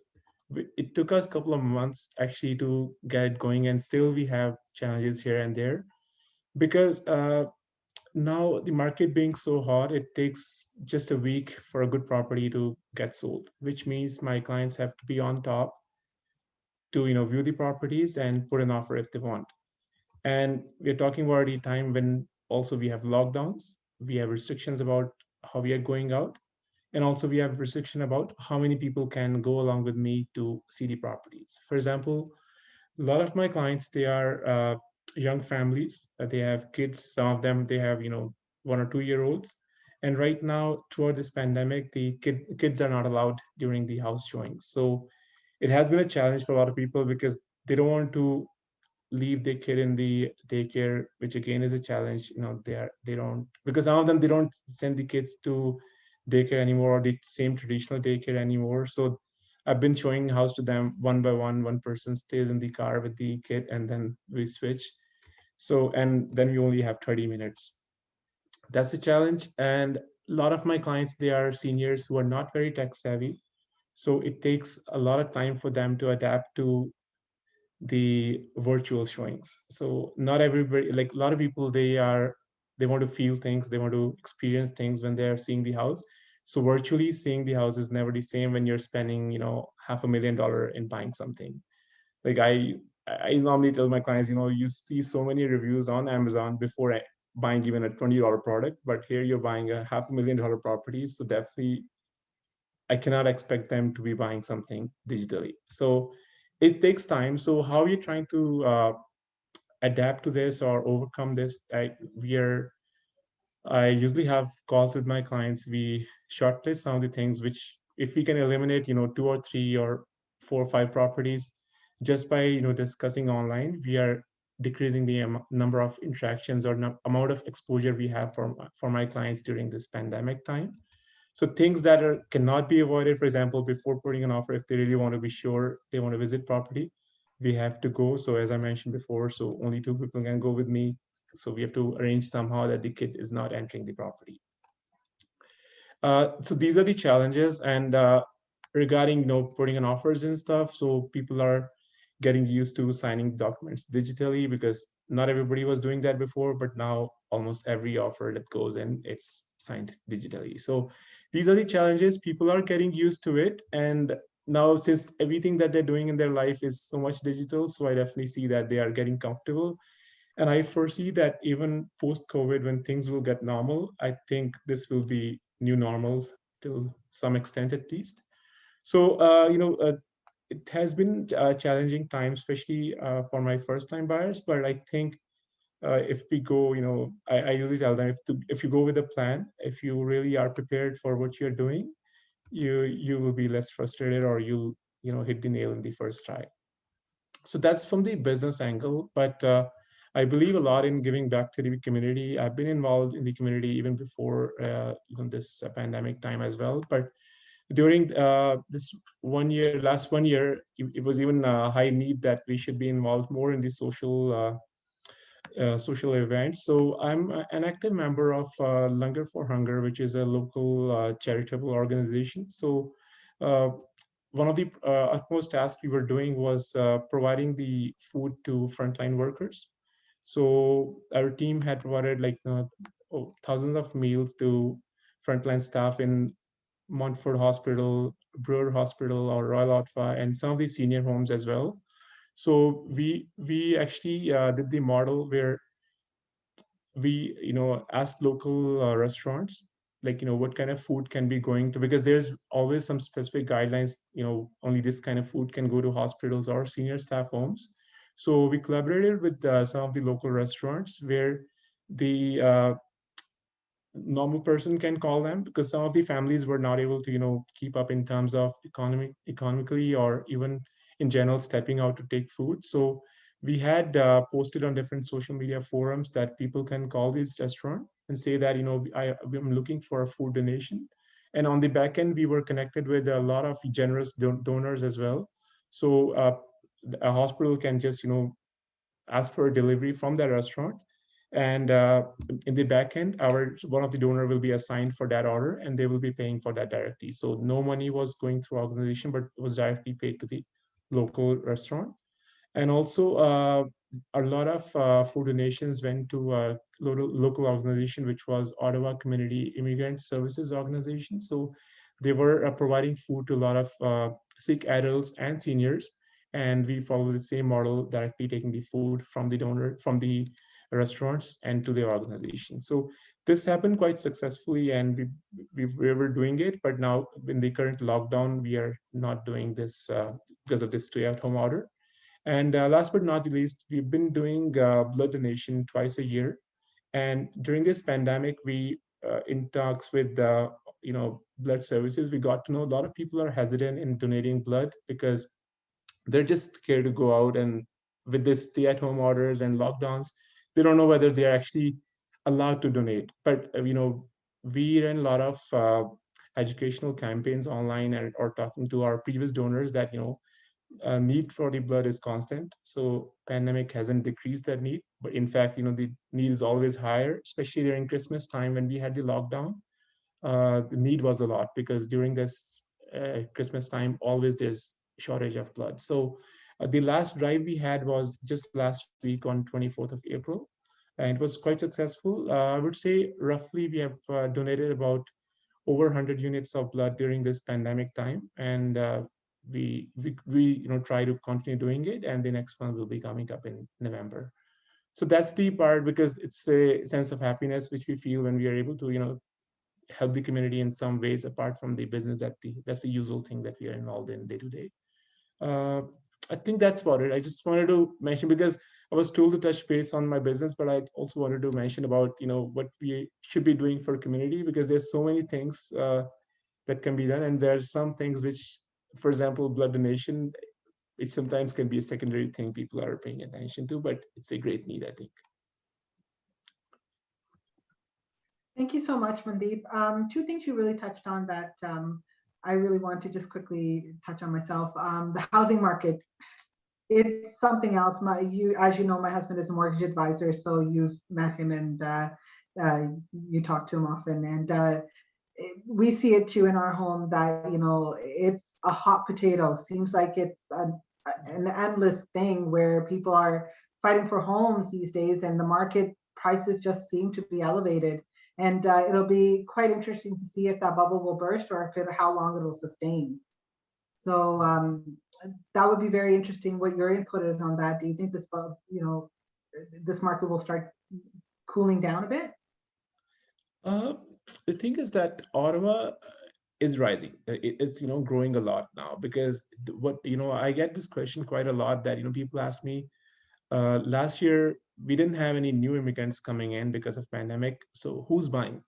So I tell them, no one buys a house in a year. So the people who are buying a house right now, their first house, they moved to Ottawa maybe 3 years ago, 4 years ago. So, and also in the last couple of years, we have seen a lot of international students coming to Ottawa, especially Ottawa, because earlier a lot of people used to come to Toronto or other cities, then they will get their federal job somewhere in Ottawa or IT job, and then they'll move and then they settle. But now Ottawa is popular. Like when I talk to a lot of friends in different countries, they know Ottawa. They don't think anymore that Toronto is the capital of Canada. So, it's popular. So because of the influx of people and, students coming here, every student after 5 years, you can imagine them bringing a family and buying a house. So Ottawa is bound to grow. I think even if I know the mortgage interest rates will go high with time and things will, get a bit tightened up, but I don't think the way trend is going, it's hard to expect that the market will crash or bubble will burst. But I think eventually it has to cool down a bit. But with so much construction, because I have to touch base on that too, right? Because during this pandemic time, the lumber prices have gone up a lot. So the new houses, they are much more expensive, and it's not just because of demand, but because of the expensive raw material or less of resource as well. And on top, it's taking a lot of time to build houses. They used to give the house within 9 months, 10 months. Now it's taking almost a year and a half. So till that time is not shrinking back to less than a year, I don't think the things will, will be very nice to hear for us, the things getting It's towards also faster. resources is what I'm hearing is the shortage of resources is making it a little bit challenging as well. Of course, the lumber is a huge one in this whole factor. A lot of builders, what they've done is they've now stopped building and stopped selling because they don't have the opportunity to get that lumber.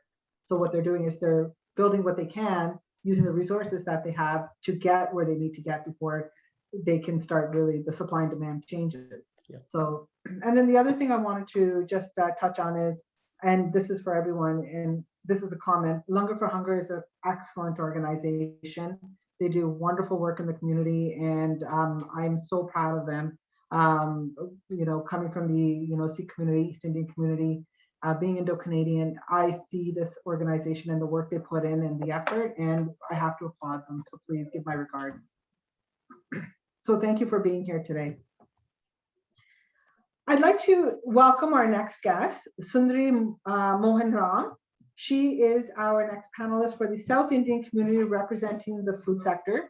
Sundari is the founder of Bright Star Silk Sari Inc. and Sundari's Kitchen Inc. She has lived in Canada since 2003. After working for a couple of companies like Accenture and Wells Fargo Financial, Sundari quit working and became a full-time homemaker due to her husband's traveling job. Sundari's Bright Star Silk Sari Inc. was incorporated in 2017.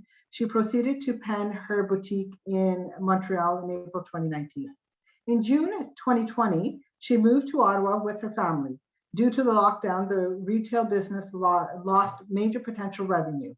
To deal with this, she founded Sundari's Kitchen in August 2020, and it went viral within weeks. Later on, there was a big wait list, which led to a complaint filed by a restaurant owner in the city of Ottawa. Sundari stopped her operations temporarily. Sundari's Kitchen looked to open a small takeout restaurant. Her kitchen is on Facebook, has a Facebook page, and did an announcement to public that it's scheduled to open at 1487 Maryville Road in Nepean in mid-May. Welcome, Sundari, and thank you. Hi, everyone. Thank you for inviting me. Thank you so much, Gypsy. You're doing an amazing job, and I thank you very much for inviting me. And Sam, congratulations on your win, and I wish you good luck in the nomination for your next elections. You guys are doing an amazing job, and I was mid of something. I ran out and came quickly to join this meeting. And what I wanted to say is, we stand out in everything we do. That's the main contribution that we did to the restaurant industry, because we use only cold pressed oil and organic veggies, and whatever the whatever the meal that we bring to the table brings smile to the customer space. That's our number one priority. So we are one of a kind, I would say. And many people work on sales and marketing, but they bring that to the priority. But our number one priority is the quality. So both has to go hand in hand. That's my my vision, I would say, because some people give priority to the sales and marketing, and they drop the big picture. They hide the big picture that they have to concentrate on the quality. But our number one mission to bring it to our clients is focusing on the quality, and from procurement of veggies to packing, we stand out in everything. So that made us visible to the Ottawa community within very short period of time. How it started was last year during pandemic. I applied to 300, 400 jobs, government jobs, private jobs, IT jobs, sales jobs, everywhere. Every nook and corner. Even I went to the big retail chains like Costco, Walmart, just for basic $14 job. I mean, either I was rejected or I was told that I was overqualified. So they didn't want to hire me. No worries. Or also upon frustration, I started a Facebook page on August last year, 2020. And I didn't have any kind of expectation, because my belief is when you expect more, your disappointment grows to the roof. So I had none of the expectations about the dishes that I'm going to make, or the response that I'll be getting. I had zero expectations, and within I would say within less than a week, we got viral in Ottawa. And to be honest, I did zero marketing. I had every week we had organic reach around 4,000 to 5,000, and I didn't pay even a single penny for marketing. Each and every client who bought it through us, they started referring us. That's how I got to know Gypsy, and that's how it went. That's about it. I have nothing to say, and I would say, please try to do whatever you like, whatever that feel that good to your heart. Work on that. Don't start anything. Don't start anything. Say you might have some peer pressure. You might have seen a restaurant. Some of your friends who could have been in business, and they could have run any kind of business. It could be a restaurant, it could be a textile, it could be anything. Don't take pressure on your head. So my friend has done that, I have to start this. My friend is in a government job, I have to work towards it. Just follow your gut. That's what I did. I worked for big 5 companies in the past, but I have never found such happiness. I put heart and soul into whatever I do, and that brings, I stand in my kitchen from 12 to at least 12 minimum hours that I'm standing in my kitchen is 12 hours, and maximum we did a thali in a commercial kitchen for April 14th. I started, it was on Wednesday, and I started the prep work on Tuesday. And until Wednesday evening, 7 o'clock, I didn't have a chance to sit for 5 minutes. And I'm not kidding, I'm not exaggerating. Just me and my husband, we were because it's a Tamil New Year, and I want to do something good to my community. And obviously, I'm not doing any social service, but whatever I do, I bring 100% justice to whatever job that I'm doing. So as I told you, so from the procurement, we went to Montreal to take our shipment of USDA veggies. We brought them, and we brought a banana leaf, and we cooked in cold press oil, and the compliments that I got, I don't know how to express. Everybody told me that it reminds me about my mom's cooking, and it reminded about my granny's cooking, and a lot of memories. And that's the only kind of reward that I think after standing in my kitchen for long hours, these kind of reward, the kind of memories that I'm building around my clients, it's priceless. And I have to work out my digital marketing. I know I'm focusing on my quality. I haven't paid a penny to marketing, but I have to hire somebody because digital marketing is huge. It's like ocean. And whatever, just with one page, if I'm able to survive this much, I haven't touched my Insta yet, and I haven't touched Twitter yet. If we go on it, definitely Ottawa will be supporting us a lot. And I encourage each and every one to follow your gut. Don't take peer pressure. Don't do anything that your neighbor is doing, that your peer, your co-worker has started this, your close friend has started. Don't ever touch that. Do which brings happiness to you, and do 100% justice to whatever you do. And I would request people who want to come to restaurant and industry, please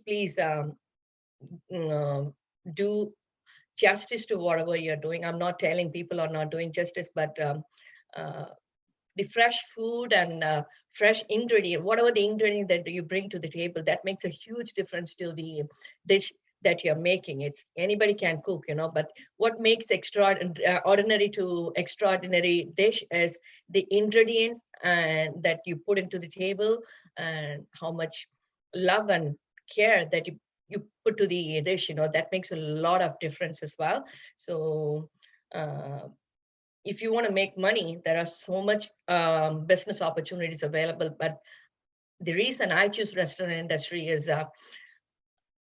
there's a huge vacuum of South Indian food in Ottawa, and definitely I want to fill in those gaps. And the compliments that I'm getting right now was phenomenal, and keep supporting me. And thank you so much, Gypsy and Sam, for giving me this opportunity. And it's an honor to be here. Thank you so much. Thank you so much, Sundari. I think Gypsy has a question. I don't have a question. I just want to say that Sundari makes delicious dosas and idlis and chutneys. And she and her husband delivered the food, which I ordered many times to my place. And it was really, really delicious and so tasty. So you should order from her because you're in Kanata and Barrhaven and they deliver too, or you can go and pick up. So Sundari, thank you for the dosas. I'll come back and order the dosas again. Please take it. I know India cases are huge, Gypsy. Please. Now stay safe. everything is closed. I cannot even have dosas in a South Indian. Oh my God. Yeah. So please stay safe and take care. And thank you for this opportunity again. And thank you so much, all. I really want to stay, but I'm mid of something, so I have to leave. So take care, guys, and everybody, please stay safe. And so much that's about it. Take care. Lovely Bye. dosas for us and for bringing in South Indian food to Ottawa. Thank you. Thank you, Gypsy. Gypsy, Bye, if Sam. you allow me, for the lady who is speaking, I'm going to write my email here because perhaps we can put her in contact with Anil, because I know that for seniors, Anil is trying to organize delivery of food for seniors from your community. Anil's Sakija? So I don't know. Anil Sukija. Yes, yeah. we all know Anil Sukija. I'm going to put my email to her on the email on the chat so she can write to me, and I will talk to Anita about this presentation and I put them together and see if something can be arranged, because I know that your community, seniors in your community need special food, food that meets. Yeah. Definitely, I can do whatever I can. And one more thing I forgot to mention was for seniors, we are planning on different service that is focusing only on health. We have we use 1,000 years traditional okay, rice, my email is there, and the diabetic friendly, fat friendly. Madam, my email is in the chat, so you send me an email, please, and I will talk to Anil. Okay. Get connected, and you'll have more clients on the. And give me some discount next time. Maybe you can get an agreement so with him because he's, in the cultural coalition, I know that he's working to provide some sort of meal for a cultural scene from your country, Okay, thank you. Well, thank you so much, Sundari, and I really appreciate you being here. You really touched on something. Follow your dreams. And I think that's a really, really clear message that, success comes with following your dreams. So thank you for that. And while I have you here, I will call you on Monday for dosas and maybe, of course, with the other things we're talking about. Okay. I think you're on mute.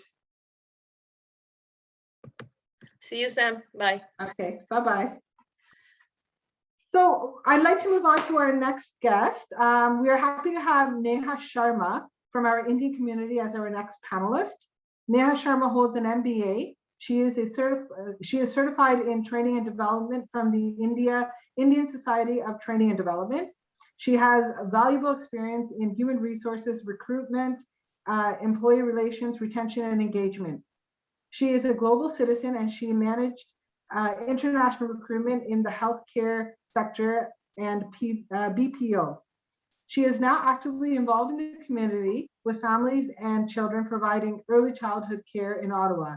She is utilizing her skill set for the benefit of children by enhancing their learning, social engagement, interaction, intuitive cognition development programs, providing an all-inclusive and conducive multicultural environment for children to flourish their creativity. She is also into cultural dance, of all forms, and a student of Bharatanatyam. Welcome, Neha.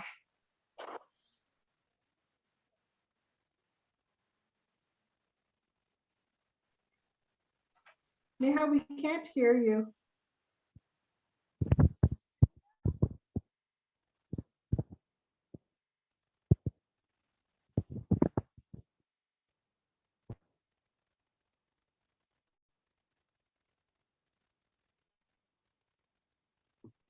No, we still can't hear you.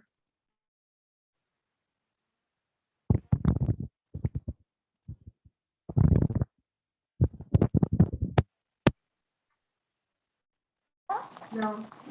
Oh. No? Oh, now we can. There we go. Okay. Thanks for the opportunity. I'm Neha, so running my home daycare. It's a license in Barrhaven. So I feel like I'm not saying much, but like I feel like this COVID situation is challenging for everyone, as rules are keep on changing, getting strict and strict, especially for home daycares. It's getting like every day it's a new rule coming up. So just for example, new rule is like we can't permit any kid like without any negative test who have any symptoms like upset stomach, runny nose, cough, sore throat, etc., which is very common in kids, like especially in changing weather. Some kids are teething, so it's challenging. Sometimes parents are getting upset on us, like why we are not permitting their kids. So it's the most challenging thing right now. Parents don't want to send their kids. If they're sending, they prefer like a part-time. So many questions they have. They are afraid. I know they are afraid. Like even we are afraid nowadays. But I just want to say like we are doing our best, whatever we can.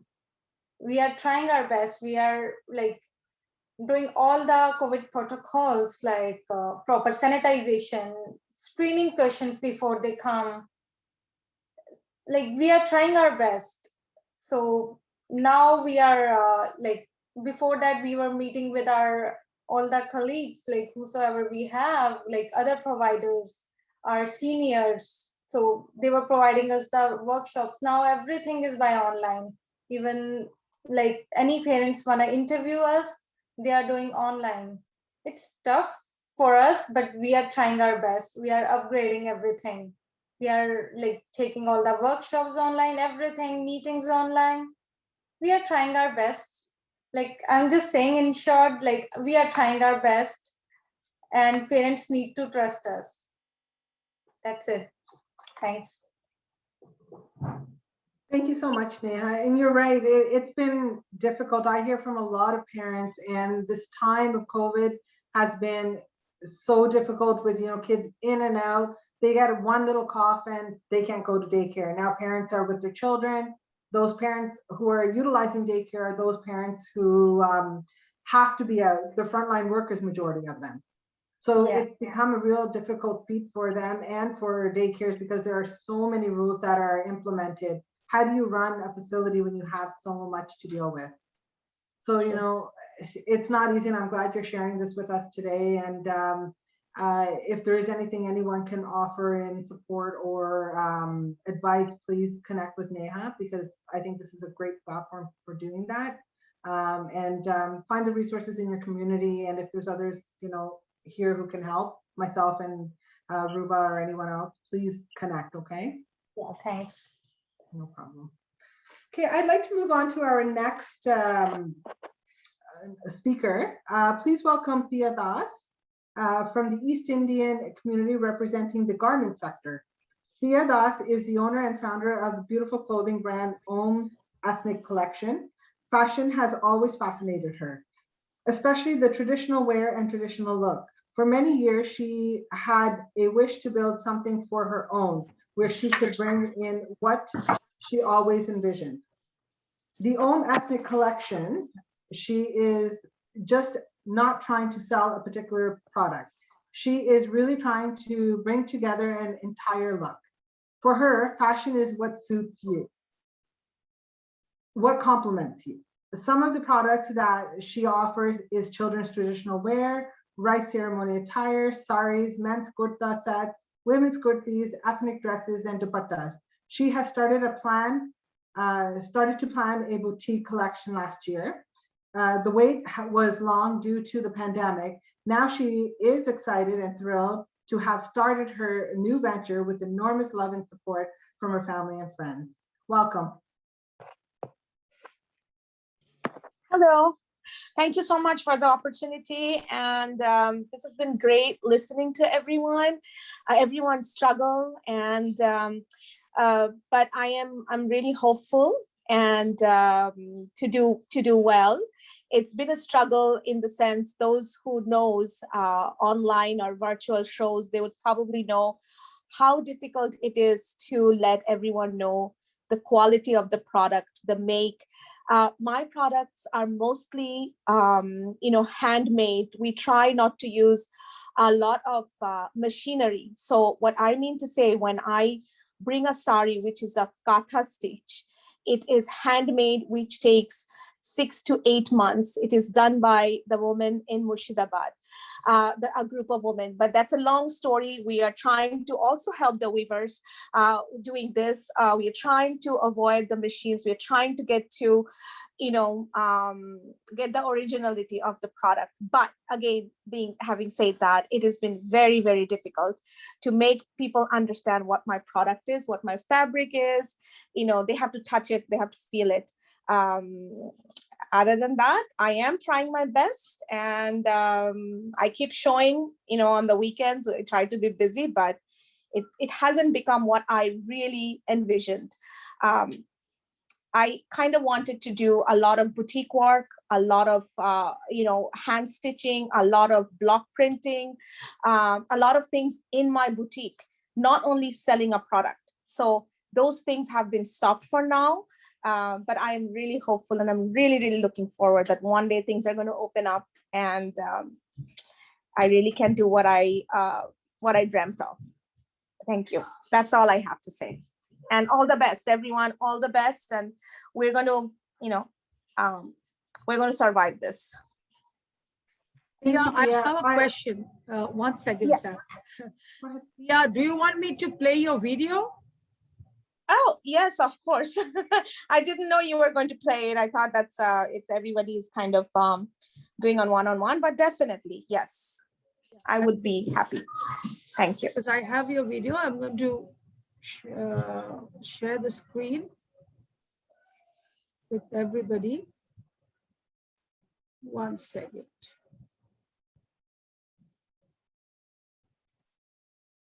So can you all see? Namaskar, I am Pia, the owner of Om's Ethnic Collections. Thank you, India-Canada Consortium, for giving us an opportunity to come and share our stories. My boutique is brand new. I received my business license February 16th, 2020. However, I started planning on this last year. My line of business is garment. I have kids, men, ladies. I have saris. I have rice ceremony attire for both boys and girls.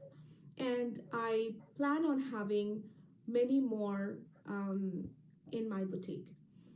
Now, it has been a challenge of having the products shipped. It has been a challenge to get the products from the manufacturer. It has been a challenge to get the products tailored on time.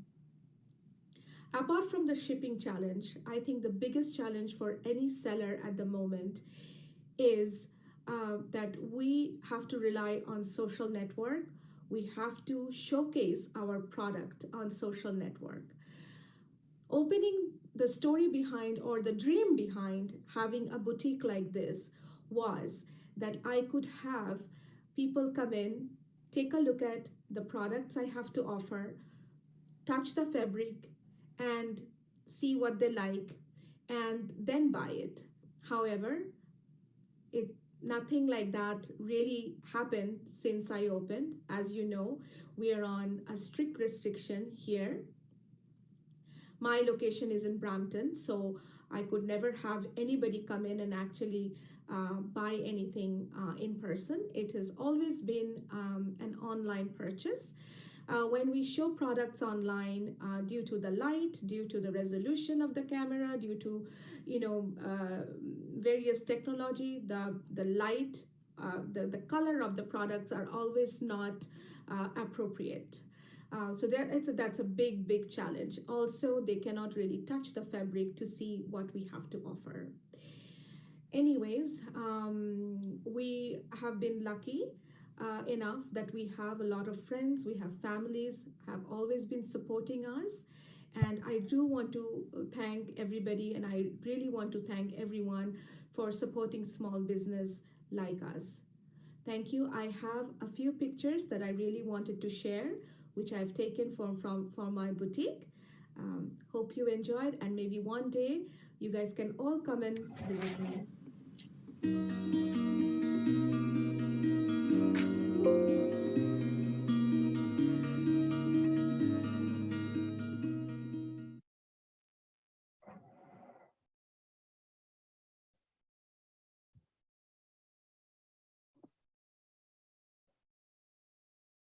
Thank you so much. That was beautiful. And I'm hoping, as things open, your business does flourish and become successful. I know right now with the events being nowhere and people are probably not looking to buy at this time just because where are you going to wear it?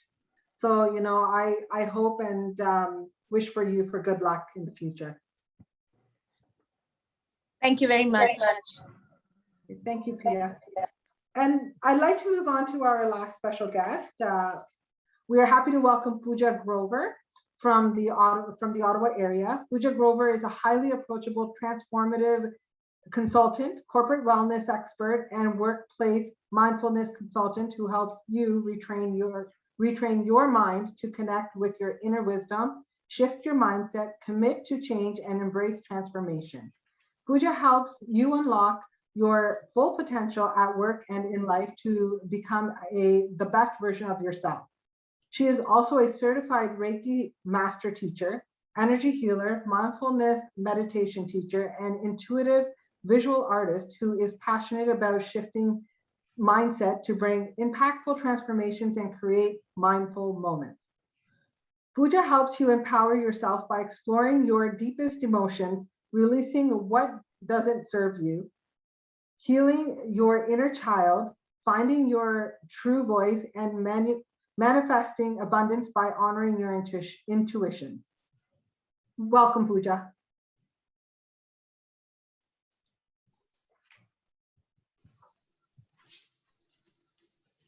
Thank you so much, Sam, for introducing me and for all that you do for our community.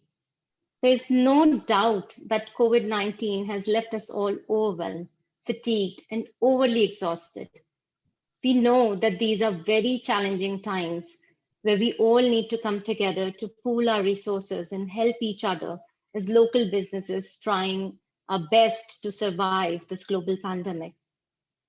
I thank Gypsy Ghosh and Dr. Gautam Ghosh for initiating this much needed conversation regarding the post-COVID strategies for all small business owners to survive the post-COVID era, which again, I must say is going to be very challenging for small business owners. During the pandemic, as well as in the post-COVID era, post-pandemic era, we need to mindfully use our intellect to navigate the uncharted waters. And intelligence is more than just knowing things. It is doing the right thing at the right time, at the right place. To be able to manage both our internal environment, which is us, and our external environment, what surrounds us, we require the presence of our 3 IQs.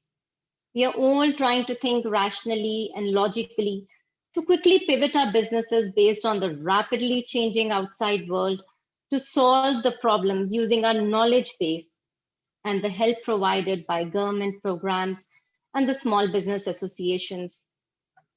With the mental health issues on a rise in the pandemic, we have been taught by the pandemic that it is very important to bring the awareness to our emotional health so that we can better manage our businesses, provide support to our employees, as well as provide better services to our clients. This is where emotional intelligence comes into place, our emotional ability to access and recognize where the power of the situation lies, understand and manage our emotions and behavior, as well as that of others, and behave appropriately within it.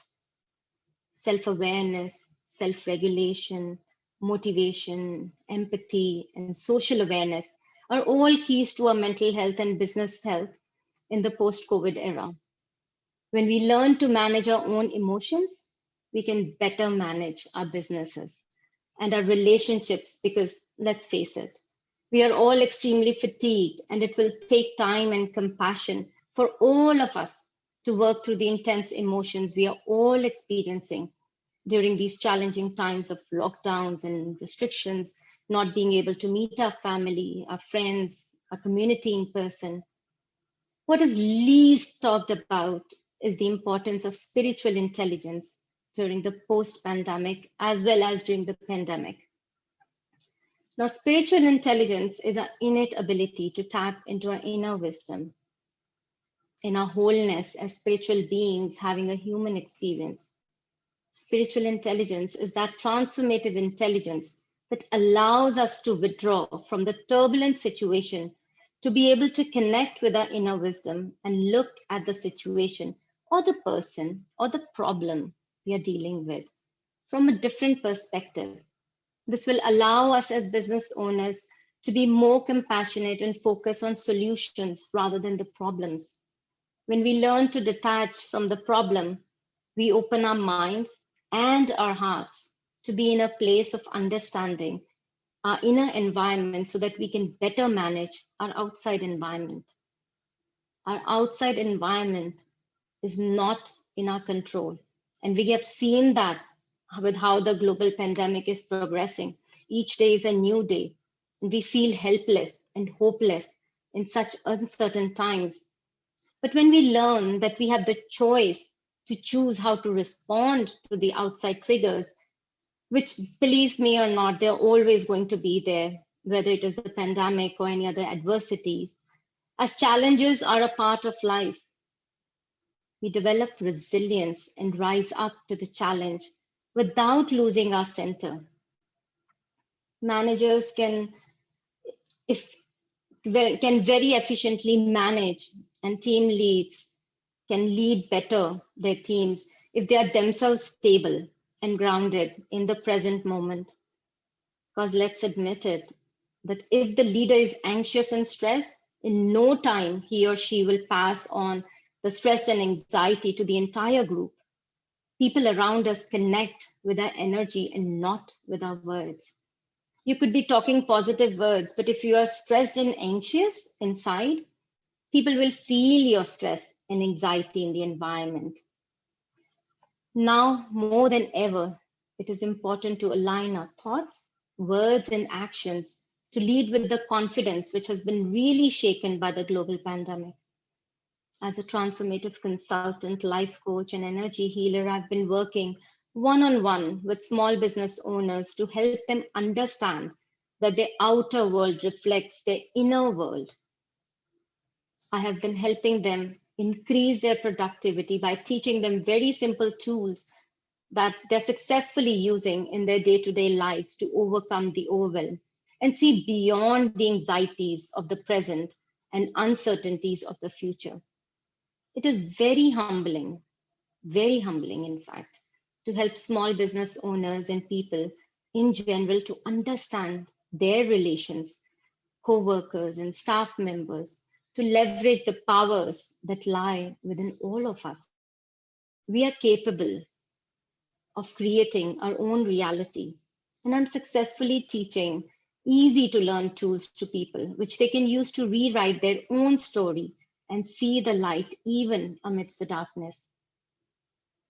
Through this platform today, I would like to emphasize and highlight that it is the need of the hour that we pivot our mindset along with pivoting our businesses so that we can enjoy a richer and a fulfilling life with people who we interact with in our personal as well as professional life.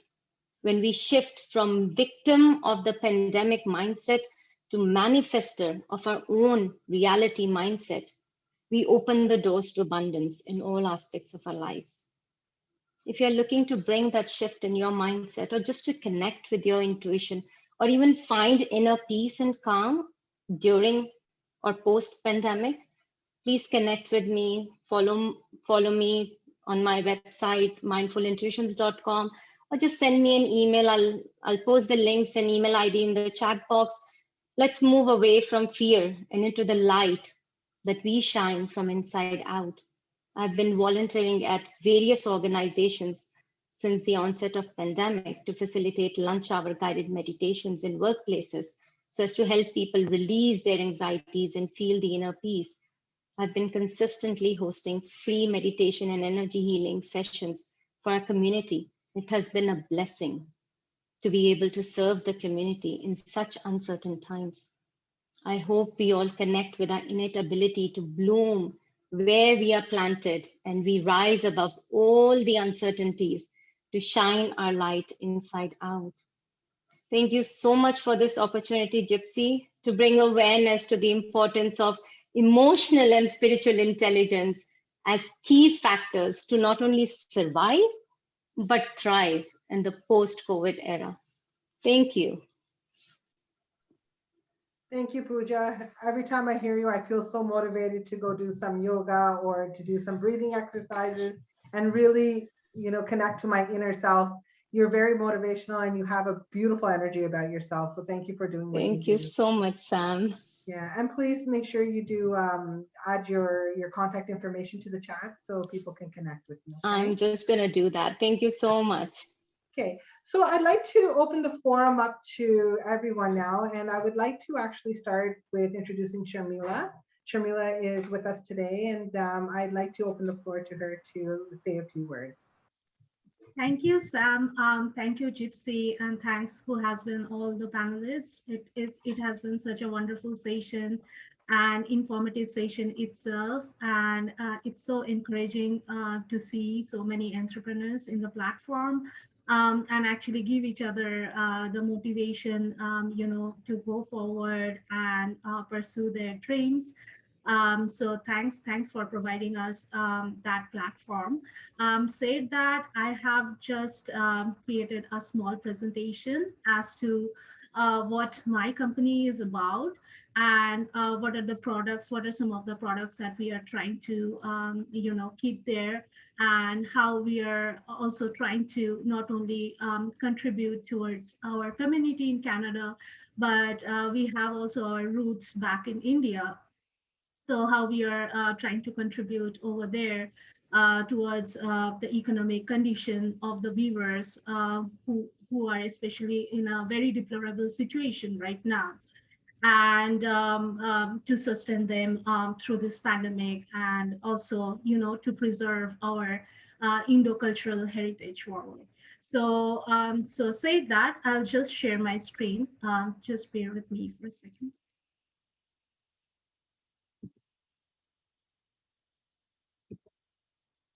So, so this is what Moha is, and like this is the brand logo of Moha.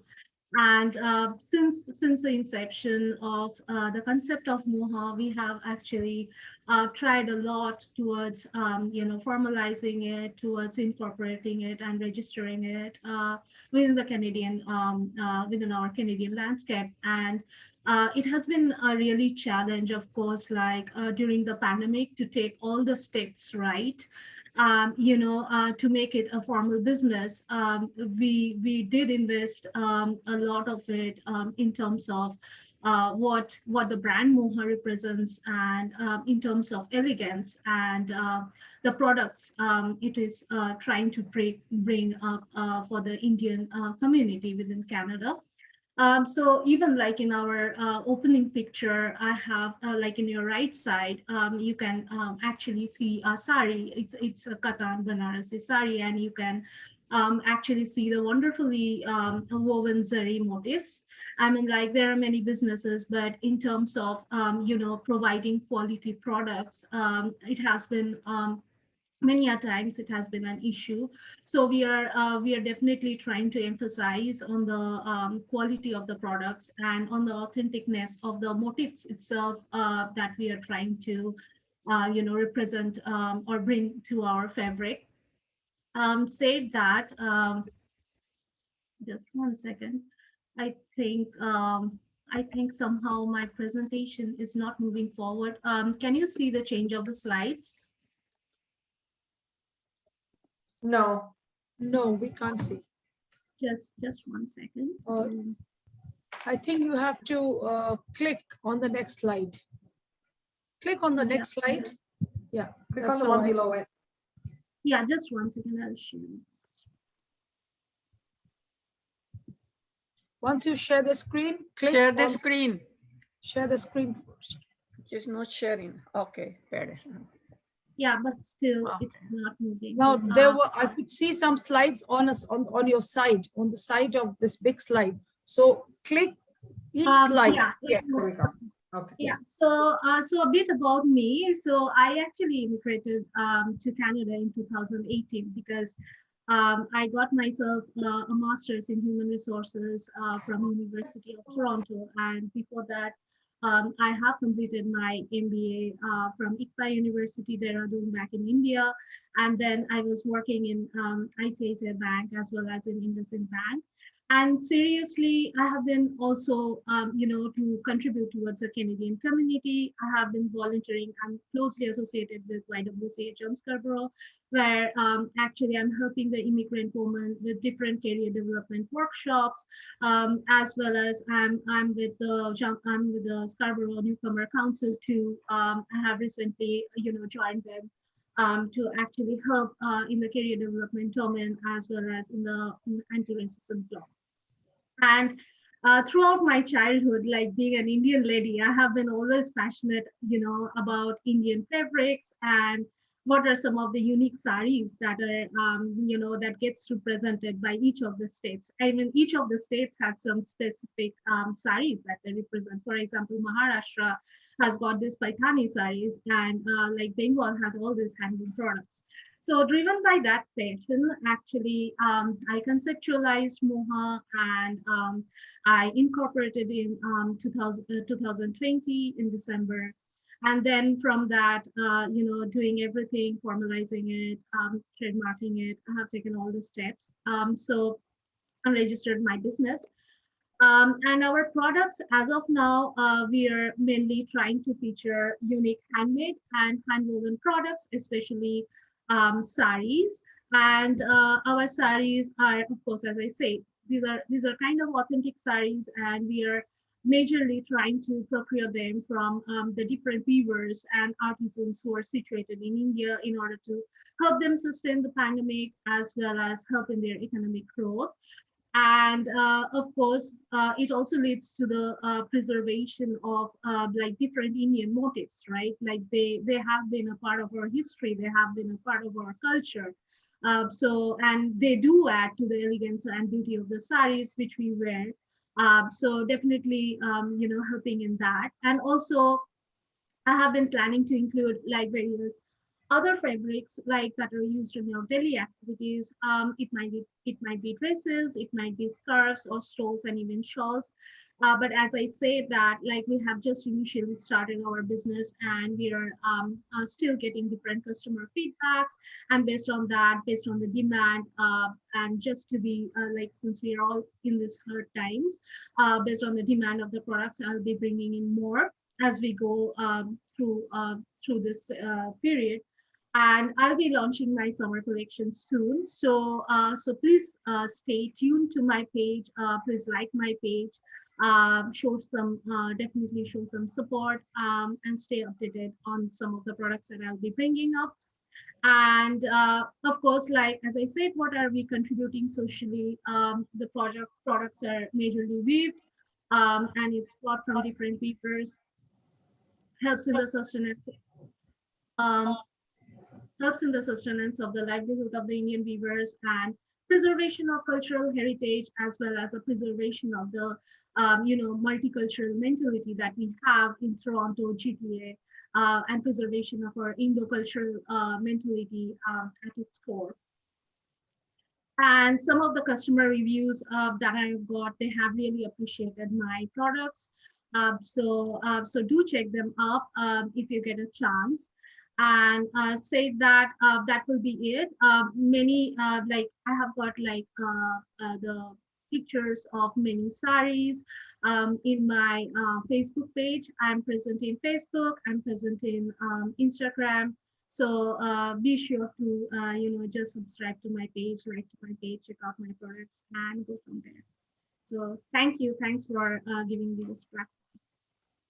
Thank you so much, Sharmila. That was very informative and beautiful. It was very beautiful. And keep on sharing with us in Facebook and with the groups that you know, okay? We look forward to seeing your business grow. Was there anybody else who had any comments or questions or anything to that you wanted to bring up and discuss? Okay, with the time, we're sitting at 4:15. I'm going to turn it back over to the lovely Gypsy so that she can close with closing remarks. I have to thank everyone, each one of you, for the lovely presentations. Sam, for the moderation, for the amazing work you do. And of course, our community leaders, Rolson, King, Andrea, Mary, Ruba, and of course, Sam. Sam is a community leader too. Mandeep, thank you so much for joining. Inderjit had an emergency. She had to go and pick up her husband. Her husband has a flat tire, so she could not join. I'm feeling bad. So from next time, I think we will also take a recorded video so that if anybody cannot join or has an emergency, we can play the video. Thank you, Pooja. Thank you very much for joining. It's so nice to see you after a long time. I'm in India. I don't know for how many months I'll be in India. Situation is not good and flights have been banned. Maybe I have to extend till July or August. But I'll be working. I'll be doing a lot of virtual things online. We have so many things coming up for World Multicultural Festival too. So I'm working on the poster, designs, everything. And I'm working on my business here too. Haimanti has been, dedicated to create beautiful posters, giving ideas, and, she'll be joining us at the ICC very soon. And she's part and parcel of ICC, of course. So Haimanti, thank you so much for everything you do, for the lovely posters, for the video promos, and for sharing, for promoting. She is like a small sister, a younger sister, supporting me all the time, Thank you so much. She's very creative. By the way, if anybody wants to do any poster, anything, she's very, very creative. And she's ready to and help. I just like to add one more thing. Yes, in my business world, from the business world, I am a mental coach, mind and self-awareness coach. So I will share my Facebook page in the chat box as well. Please do that. Thank you anyway. We'll have a wellness program. We'll have, health program. And then I think Pooja and Haimanti, they are planning something together. So coming up with two perspectives in a wellness program. In the next few months, they're going to record a video. So we will be continuing our good work, our community work, and we'll stay connected. Thank you, everyone, once again. Thank you. Thank you. Thank you all. Bye. Thank you. Bye.